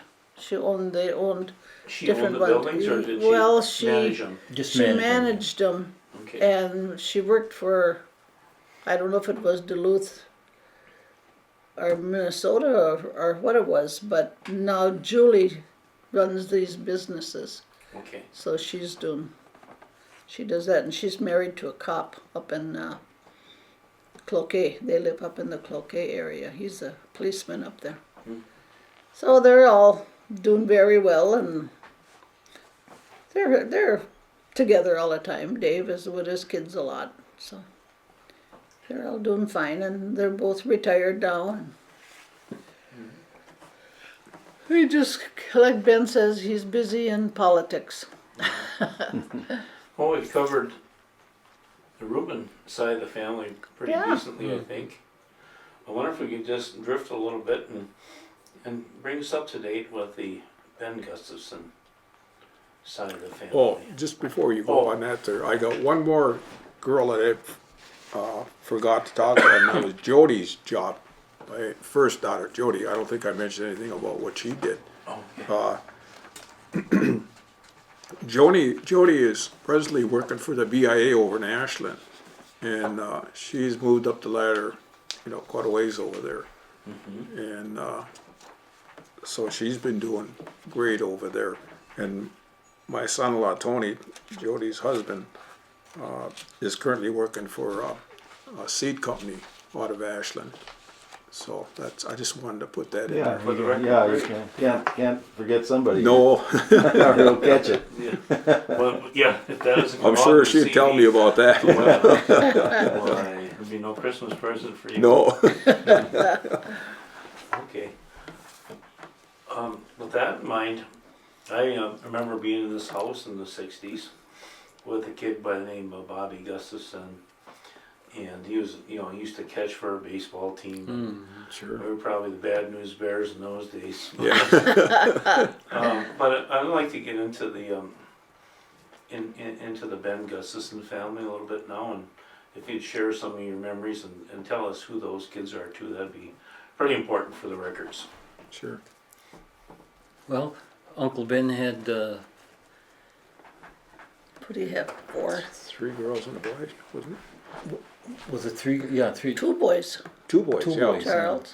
Mm-hmm. Yeah. Yeah. I think the oldest was Valeri. Valeri, remember her? She graduated with me, so she would be my age. And then there was Sharon?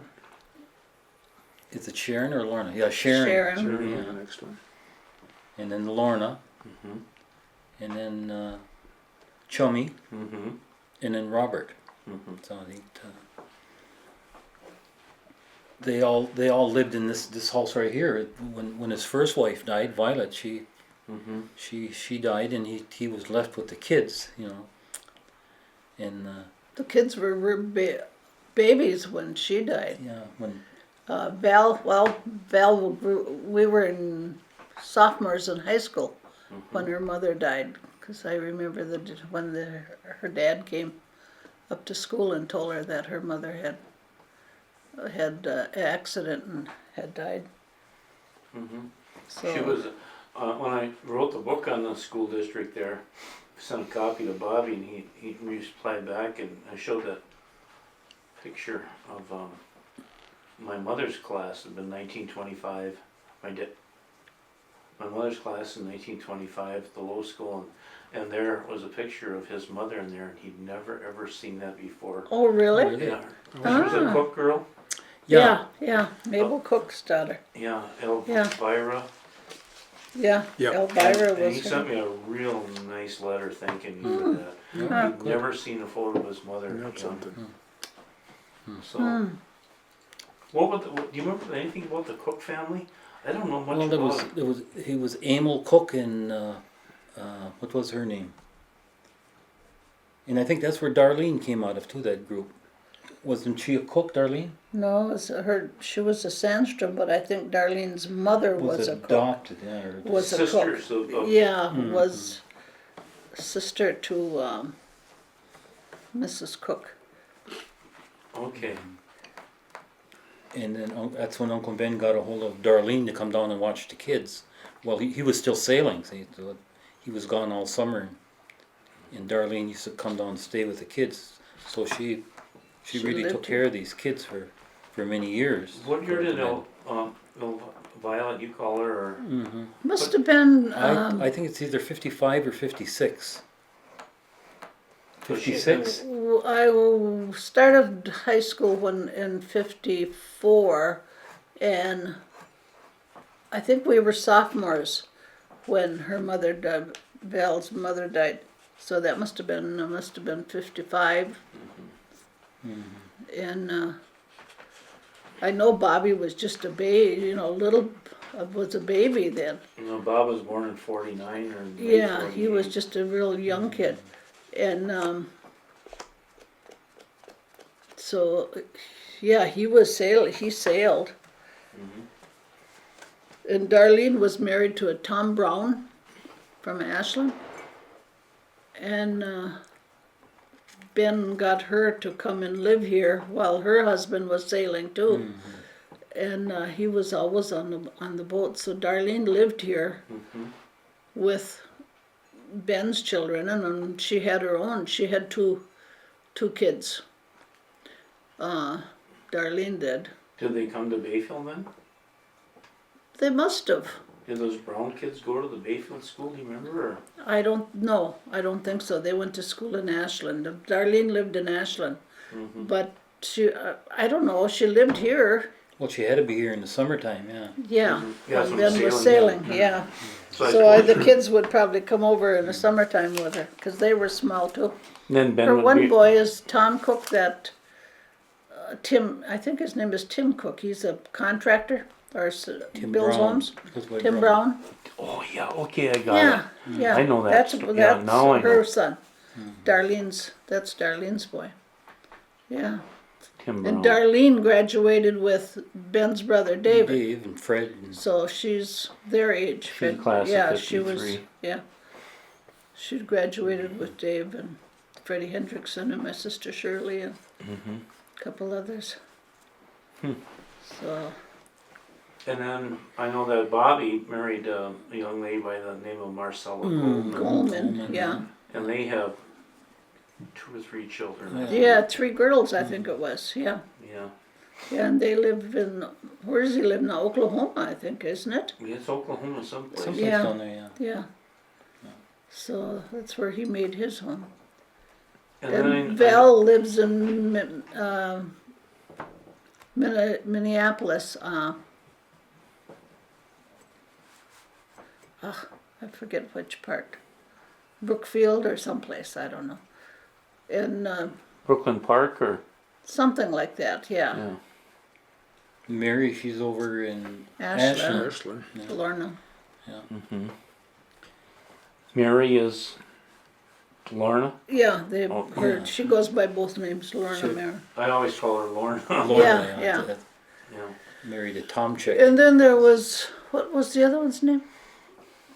Sharon. Sharon. Sure. Do you remember Sharon? Barely. Yeah, Sharon was a little older than Mary. I don't know where she is. She left here with, She retired. She worked in Ashland. in the yeah, she was hospital. she was at the Bookkeeper hospital. over there. She retired out of there. Then when her daughter married and started having children, she went to be their nanny. So she's always been where her daughter is. I don't know. I don't know where that is. I don't know where they moved. I haven't seen Sharon in quite a few years. Me either. I haven't seen her since. Yeah, and Last- Charles was here last year when they had the family reunion, the Gustafson family reunion, and he was here, and that's the first time I seen him. I think Yeah, since yeah. he graduated from high school. I can still see him, but I Yeah. haven't seen him either. Yeah, He went to California. yeah, Yeah. he was Well, a he baker. lives over in Green Bay now. He does. Yep. Oh, he does. Oh, yeah. I didn't know that. Yeah. Ah, He moved to Green Bay.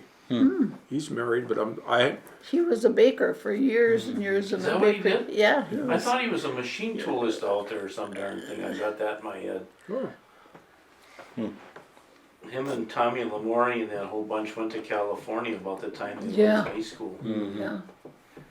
yeah, he gets up here every once in a while. I keep he? telling him to stop, but he never stops. In fact, we were over to a game over there, Green Bay game, and I call him. I said, "I'm coming over. My brother and I are coming over, and we're gonna, or not brother, but we're with some other people anyway.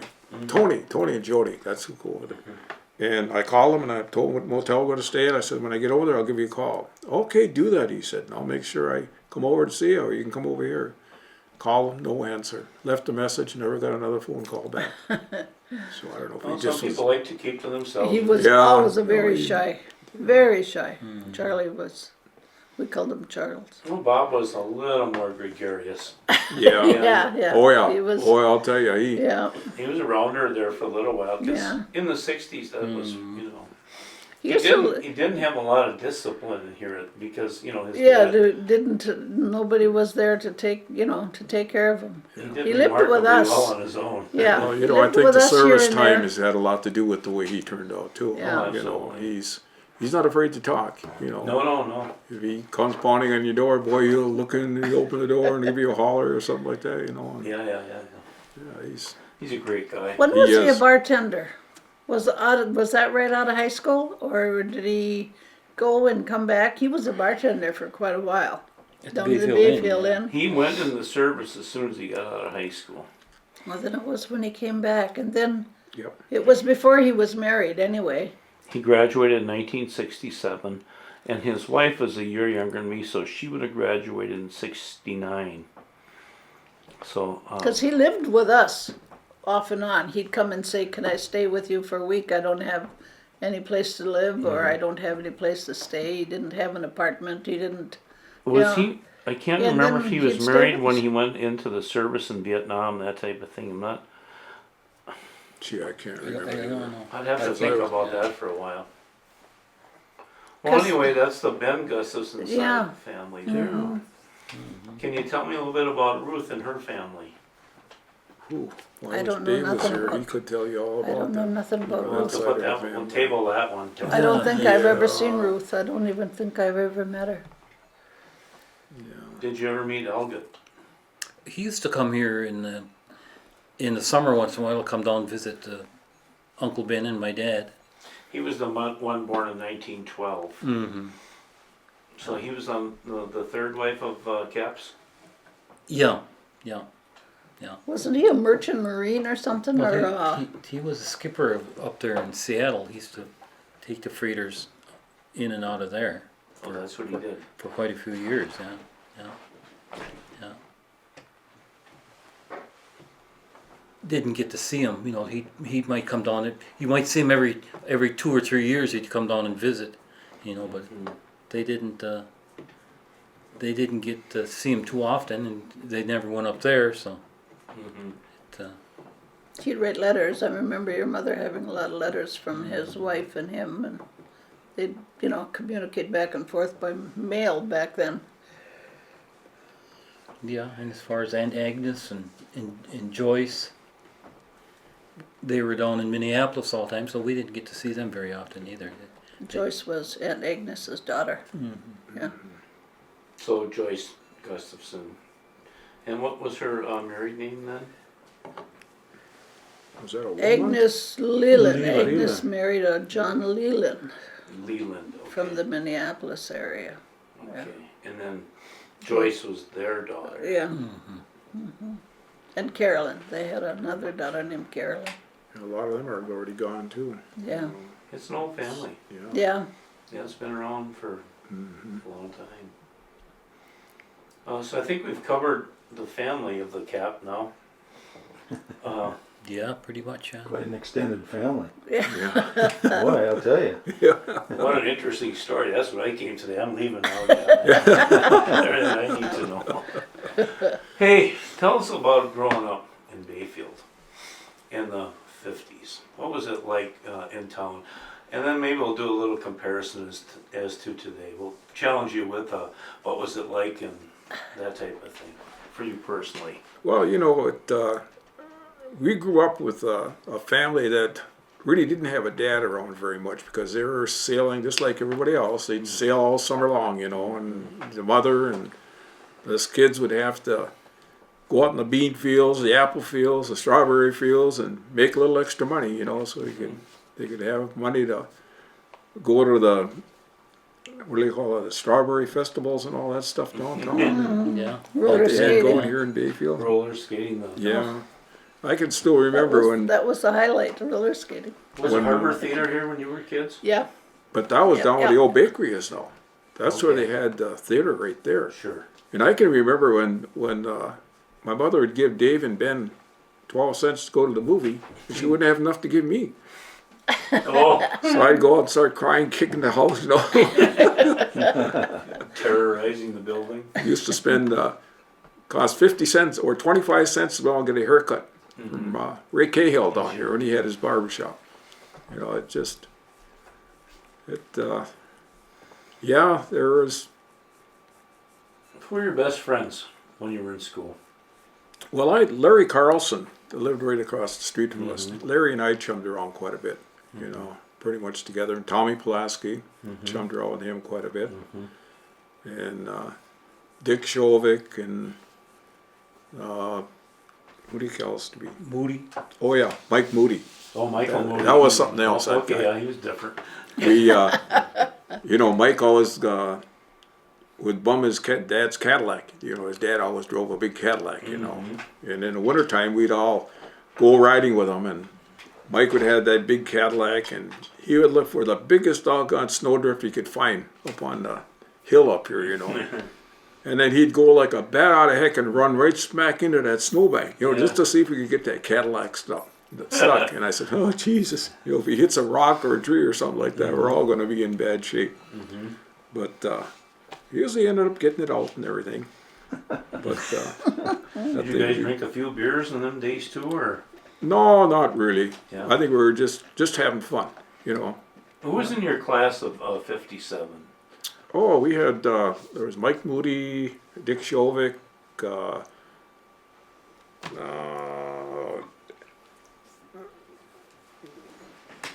Harith, Mona Harith. Mona? Yeah, Mona Ron, Harith was in our yeah. class. Ronnie was there too. Was he Ronnie Harris? Ronnie was a year Yeah. before us, I think. They- Yeah. Yeah. There he was was, in Jimmy Edwards' class, I think. yeah, I think he was. Yeah.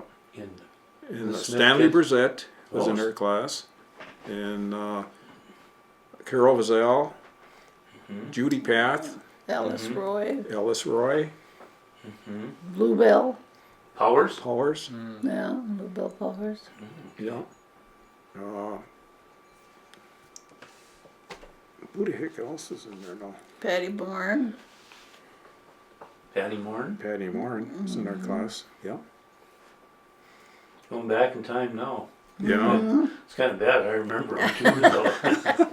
Yeah, 57. You know, we graduated. I was 7 years old then. So. Or yeah. Yeah, there were Jimmy Warren, Larry Young. Yeah, they were a year ahead of us. Oh. Yeah. Yeah. Yeah. What? Okay, that sounds. Who were some of the kids that you used to hang out with then?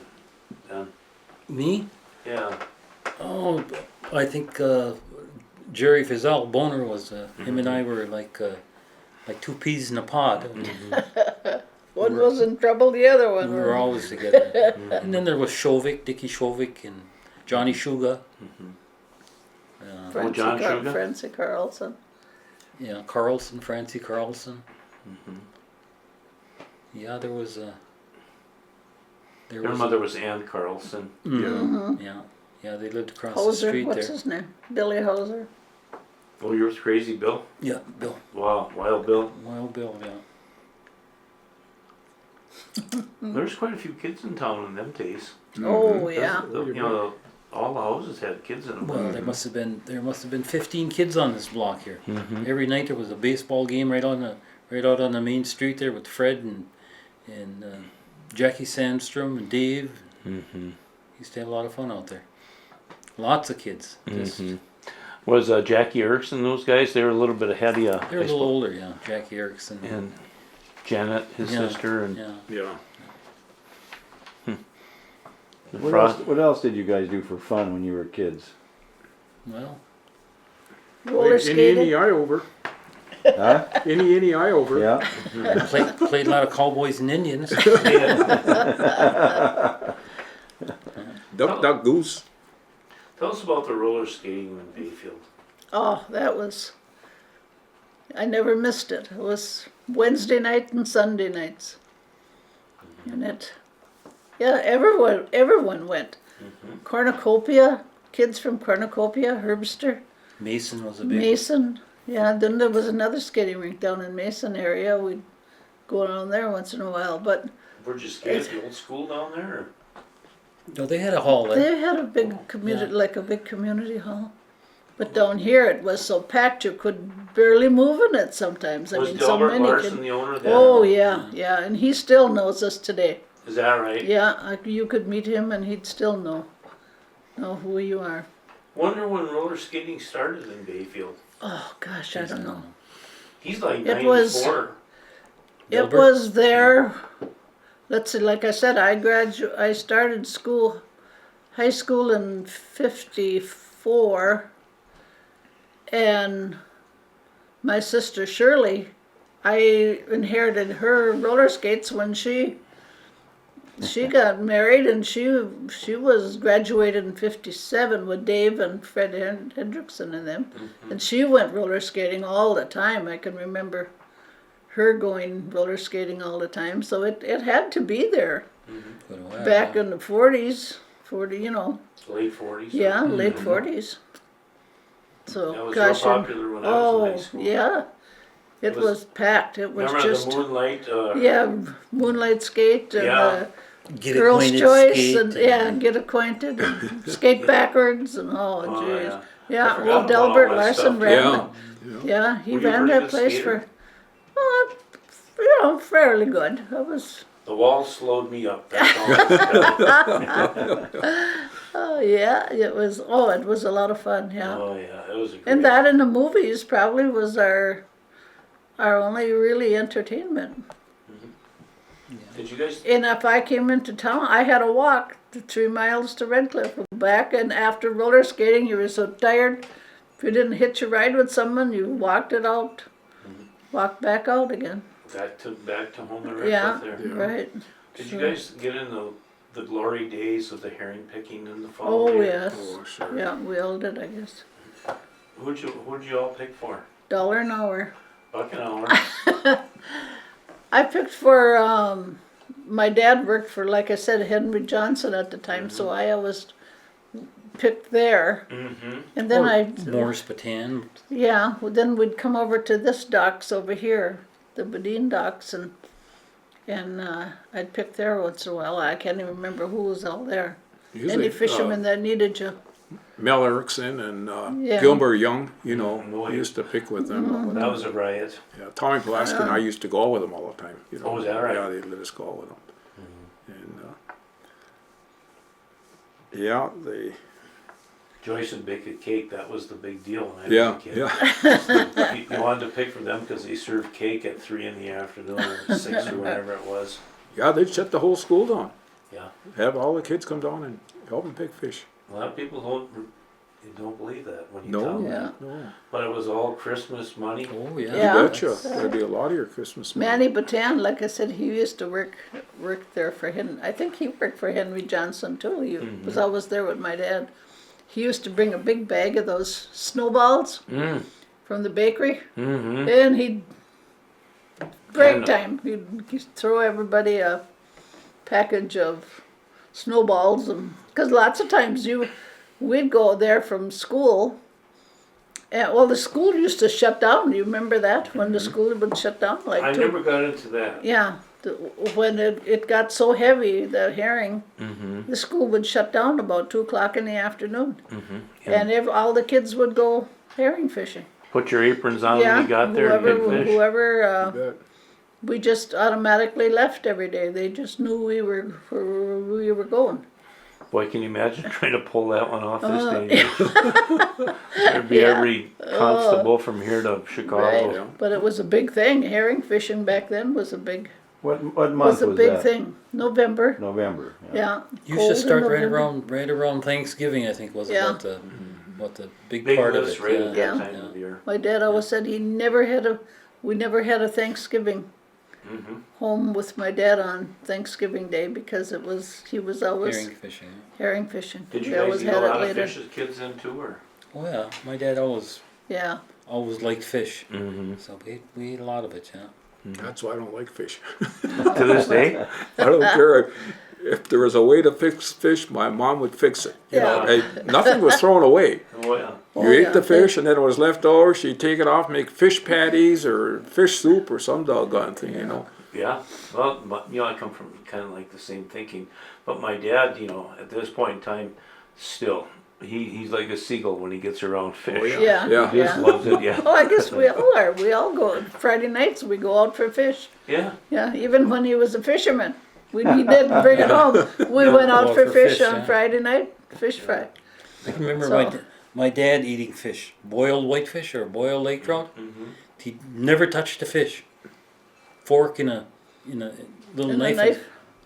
He cleaned that fish up like. It's like a surgeon. Yeah. my dad says, I gotta show you how to eat fish, he says. Same thing. Just roll that around the fork and then pull the centerpiece out and split them in half. Yeah. Put the butter and the pepper to it because it usually had enough salt the way we made it. Yeah. Yeah. You were drinking a can of Coke as soon as you got done. Boy, that's the best Yeah, fish in it was America. good. Yeah. We all eat fish. That's for sure. So, sounds like you had a pretty good childhood Oh yeah. put here in It was a lot of Bayfield. fun. and Yeah. Through an interesting phase of your life there. Anything you do different? I don't think I would. I think I've covered all the bases. I think and they were pretty good. Yeah. It's been a good No. it's been a good run. Mhm. How old are you now? 72. 72. Of course, you're just a kid. You're 11 years older than me, so I know how old you are. I'm 69. 69. Yeah. No, we had some good times. Well, they all came from good, hardworking Yeah. people. Yeah. A lot of values too.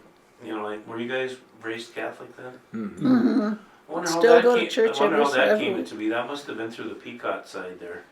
Because I see in your dad's papers that he was baptized. Yeah. Norwegian Yeah. Lutheran. He was Yeah. baptized in the He Catholic religion. he turned Catholic. Oh, yeah, he Yeah. must have. Yeah. he I can turned remember when Catholic. he was going to instructions up at school there or at church there to be Catholic. Yeah. So, yeah, so he would have been Yeah. Lutheran. I know that. There was a Swedish Lutheran church about the time that he was a kid. Mhm. And then the Norwegian Lutheran church, which is on the corner of Bethesda up there. And about that period in time, those two churches, they couldn't support each other on their own, so the Swedes through in the town, and a lot of those people went from the Swedish Lutheran to the Norwegian Lutheran.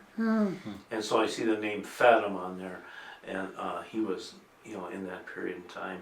Samuelson, Fathom, Christensen, there was a whole pile of those all around in there in them days. So, Yeah, when we were kids, of course, we, in the church, they were still, churches still be in Latin. The priest to say everything in Latin, and Ben and I and Dave, we always served Mass, and of course we learned the Latin to answer the priest back for Latin, and we were watching TV when our kids were down in Janesville down there, and the priest said the Mass in Latin. And I would answer him, everything he said. Well, I still knew my Latin. Dad, how do you know that? So they got a kick out of that. Yeah, it stays with you, Yeah, we're all raised Catholic. high school days pretty good here in town. Good quality of education, moderate. How would you rate the educational system in those days? John, you'd be a good one because you've been around it for years. Oh, sure. I had a lot of fun when I was in high school. I mean, I didn't have any problems, and some of the Native Americans did at that time, and even yet, But I never had any problems. I had good friends in Bayfield and in Redcliffe, and I hung around with Jerry Hudak and Karen Pulaski and different ones, and. What were some of your And teachers in school then, do you remember? in high school, Yeah. Mrs. Maloney, do you Yeah. remember her? Okay. Lamro. Carl T. was still principal. Carl T. Yeah, I knocked him down the steps. I got kicked out of school once you? when my dad had never ever went to public school for anything, and I got kicked out of school for a week. Really? What happened? And you know how the steps had railings on both sides, and They were narrow. they were narrow, quite narrow then, and we used to get on the top railings, and we'd jump and down to the bottom of the steps, or we'd slide down. Try that now. I did it once, and I gave myself a good push, and I was up in the air, and I was going down, and CT come around the corner, and I hit him, and we both went rolling. Really? And he said, "You're out, out, out, until your dad comes and talks to me." And I said, "My mother will come." "Nope, your dad." And my dad would not go. Ooh. My dad would not. He said, "I've never been in that school for any problem with anybody, and I'm not going now." You're not gonna be my And I said, first "Well, I'm trouble not child." going to get back into school, So my dad finally went up there, and CT told him what had happened, and he said, "Well, it's not a big problem. She didn't." It wasn't malicious. It Was was just, having fun. yeah. So anyway, I got back to school. But we had a lot of fun in school. A lot of good friends and a lot of good times. Good I was days. in band. I was in choir. I was in everything that went on, and had some good times. But and then, like I said, I started working there in 1971. And a lot of changes through the years that I went through anyway. A lot of remodeling, a lot of reconstruction, a lot of moving of teachers around and this and that. And Yeah, people but even when I worked up there, I had no problems with anybody. I got along good with all the teachers, and they were good to me. Even though I was working for the Native Americans, I had no problem with them telling me who to work with and what to do, and this Sure. one needs help and that one needs help. I had good rapport with all of them. That we had a good time. work like a team. Yeah, Been there all those years. they were very good. So, yeah, it was always. I had a good time. Sometimes too good. Yeah. I was trying to think of who was our coach. then. Engstrom. Oh, Ingstrom, Or- everybody oh, was oh, in from love with, Ashland there, I know what you're talking. yeah, Yeah. Rotzert. Jimmy And, Rotzer. John Spencer was our teacher up there too. John Spencer was, yeah, old John. Oh gosh, I'm trying to think of your coach now. He married an Iverson girl. From Northland. Oh, I remember him. What was his name? That's the guy I remember first coach ever. Oh, That'd have been Carly Smith's coach and probably yours too. oh yeah. Yeah. And then came Bob Linden, Bob Lind, yeah. 58, and then Engstrom. And see, Engstrom was fortunate. He was at twice. That guy got lucky. He had kids like Butch Van Vander and Oh. you know that bunch in 1960. Those Yeah. kids were. I Yeah, remember them. they you were, know, oh, they were excellent players. They were gym rats up in that Yeah. old the Catholic- convent Catholic outdoor- school there, yeah. That's where they lived and died. And they came to from Catholic school to public school. They were good. What was Rotzert in there? Was that later on then, or No, he was before this guy. Oh Was he? gosh, Jim Rotzert? Kernan, Ed Kernan. Oh, Kernan, that's yeah, who it was. Kernan, Sure. I remember Ed Kernan. him. Yeah. So it was Rotzert and then Kernan and then Engstrom, Lind, Engstrom, or yeah, and then thereafter Tom Fazell. Then it was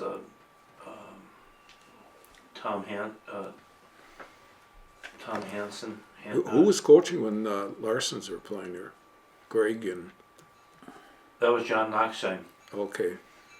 Yeah, that was a team. That was probably the best team ever. That's in what this. Ben was saying. I was down in Janesville down there. There's nobody. Kenosha.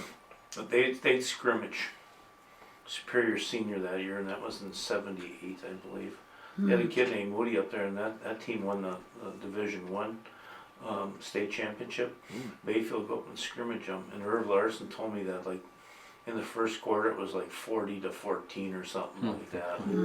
Because Larson, he could put both elbows on the rim. He was that type of leaper. You've never seen a kid like that around. Yeah.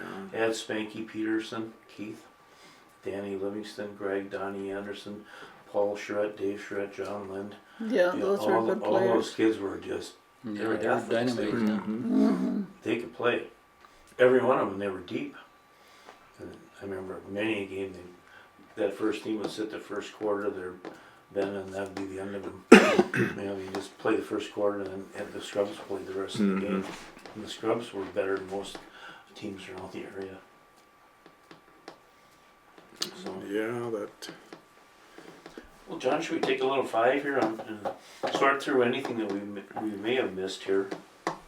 I think we've covered everything fairly decently. Yeah, is there anything you guys that we haven't covered that you'll think of it after we leave, but maybe we can think of it now before we do leave. Well, like I say, I wish Dave would have been here. You know, he'd have to put a lot more background on what happened with the family and all that stuff than what we have. You know, because he was so much into that stuff. You know, he got all of this stuff that from over when they were over on their trips there. You know, he got all kinds of stuff, and he's got a chance to talk to all these people that are involved with our dad and all that stuff. You know what you should think about doing in the long Okay, so tell me about this one, Janet. Okay, this is Ben's family. This is his grandpa, Emil. Uh-huh. And then these are the children. Okay. This is Reuben, Yeah, Ben, that's Uncle Ben. Uncle Ben, Yeah. and then Agnes, Leland, and this is Ruth, her daughter Who is Ruth. that? This is Ruth, the daughter Ruth. Right. I don't know anything about her, and this is Elgit Gustafson. This would be a stepson, a stepbrother to the other children. Yeah. This is from a different marriage. So, Okay. And where was this taken? right outside the house here on 5th Street. Right in front of this house we're in now. Right, yeah. Right on the sidewalk. Okay.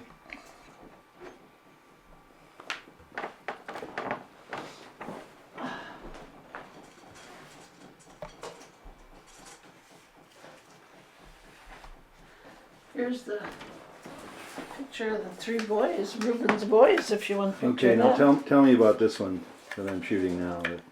That's Reuben Gustafson, That would Son- be Ben's, Ben's dad, yeah. son of Emil and Erica. And taken, he's kind of a teenager, he looks like. Yeah, he looks like he's 17, 18 years old there. I don't know where that was taken. He's ready to go downtown. Yeah. Okay, describe that again. Now This is Reuben's three boys, Reuben Gustafson. This is David, Yeah, the oldest. Then Ben and Joe. yeah. So those are his three And boys. that's taken where? That's taken down at the Pavilion in Bayfield, Yeah, I can see the right off on the dock or the city deck. dock outside- in the yeah, background there. the Yeah, deck. that's a recent picture. Yeah, that's Yeah. just recent here at Elizabeth's wedding. Yeah. Okay. Okay, now tell me again who this is. Yeah. That's That's Emil, Emil, who's the who's the father. grandfather. No, that would be their I mean, it'd be the these father, their father. yes, right. Yeah, But I mean Ben's grandfather. yeah. Right. That's Emil, Ben's grandfather, and his aunt Agnes, Yeah. and this must be Ben, Uncle Ben, and this is Ruth, and that's Reuben, Reuben, who was Ben's dad. Ben's father. Right. Yeah. Okay.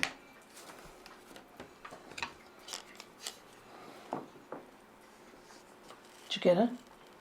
Yep. Okay, if you can tell me who's in this top picture. Okay, that's Ben Gustafson, Yeah. and his wife Janet, Yeah. and our oldest son Michael, Yeah. Linda, Cheryl, and Paula. Okay. And that was taken. That was taken What was the in, occasion? that was Father's Day. We went on a weekend family trip to Hayward to a resort. It was Ben's birthday and Father's Day. All right. Okay, then down below. This is everybody. Husbands, wives, grandchildren, The whole dogs, clan. the dogs and the whole works, yep. Yeah. And then at the bottom, This is our grandchildren. let's see, why don't you tilt it up a little more? Well, no, back a little. There. Otherwise I was getting a glare. That's all our grandchildren. I don't think we were missing any. That's quite a bunch.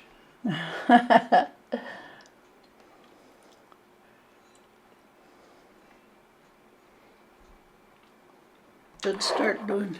So who is this now? That's my dad, Reuben. Reuben Gustafson. When he was what? How old do you think? Well, I think this was taken like in '79 or so. It was the Catholic Church whenever they made their, Yeah, they Diction. took all the pictures. Yeah. when they did the parish. Never swore. You never heard him say it. Boys of boys. Yeah, he said boys. That's That was a swear word. That's my Okay, tell me who this is, Janet. That's Ben's mother and dad, Reuben Gustafson, and Josephine.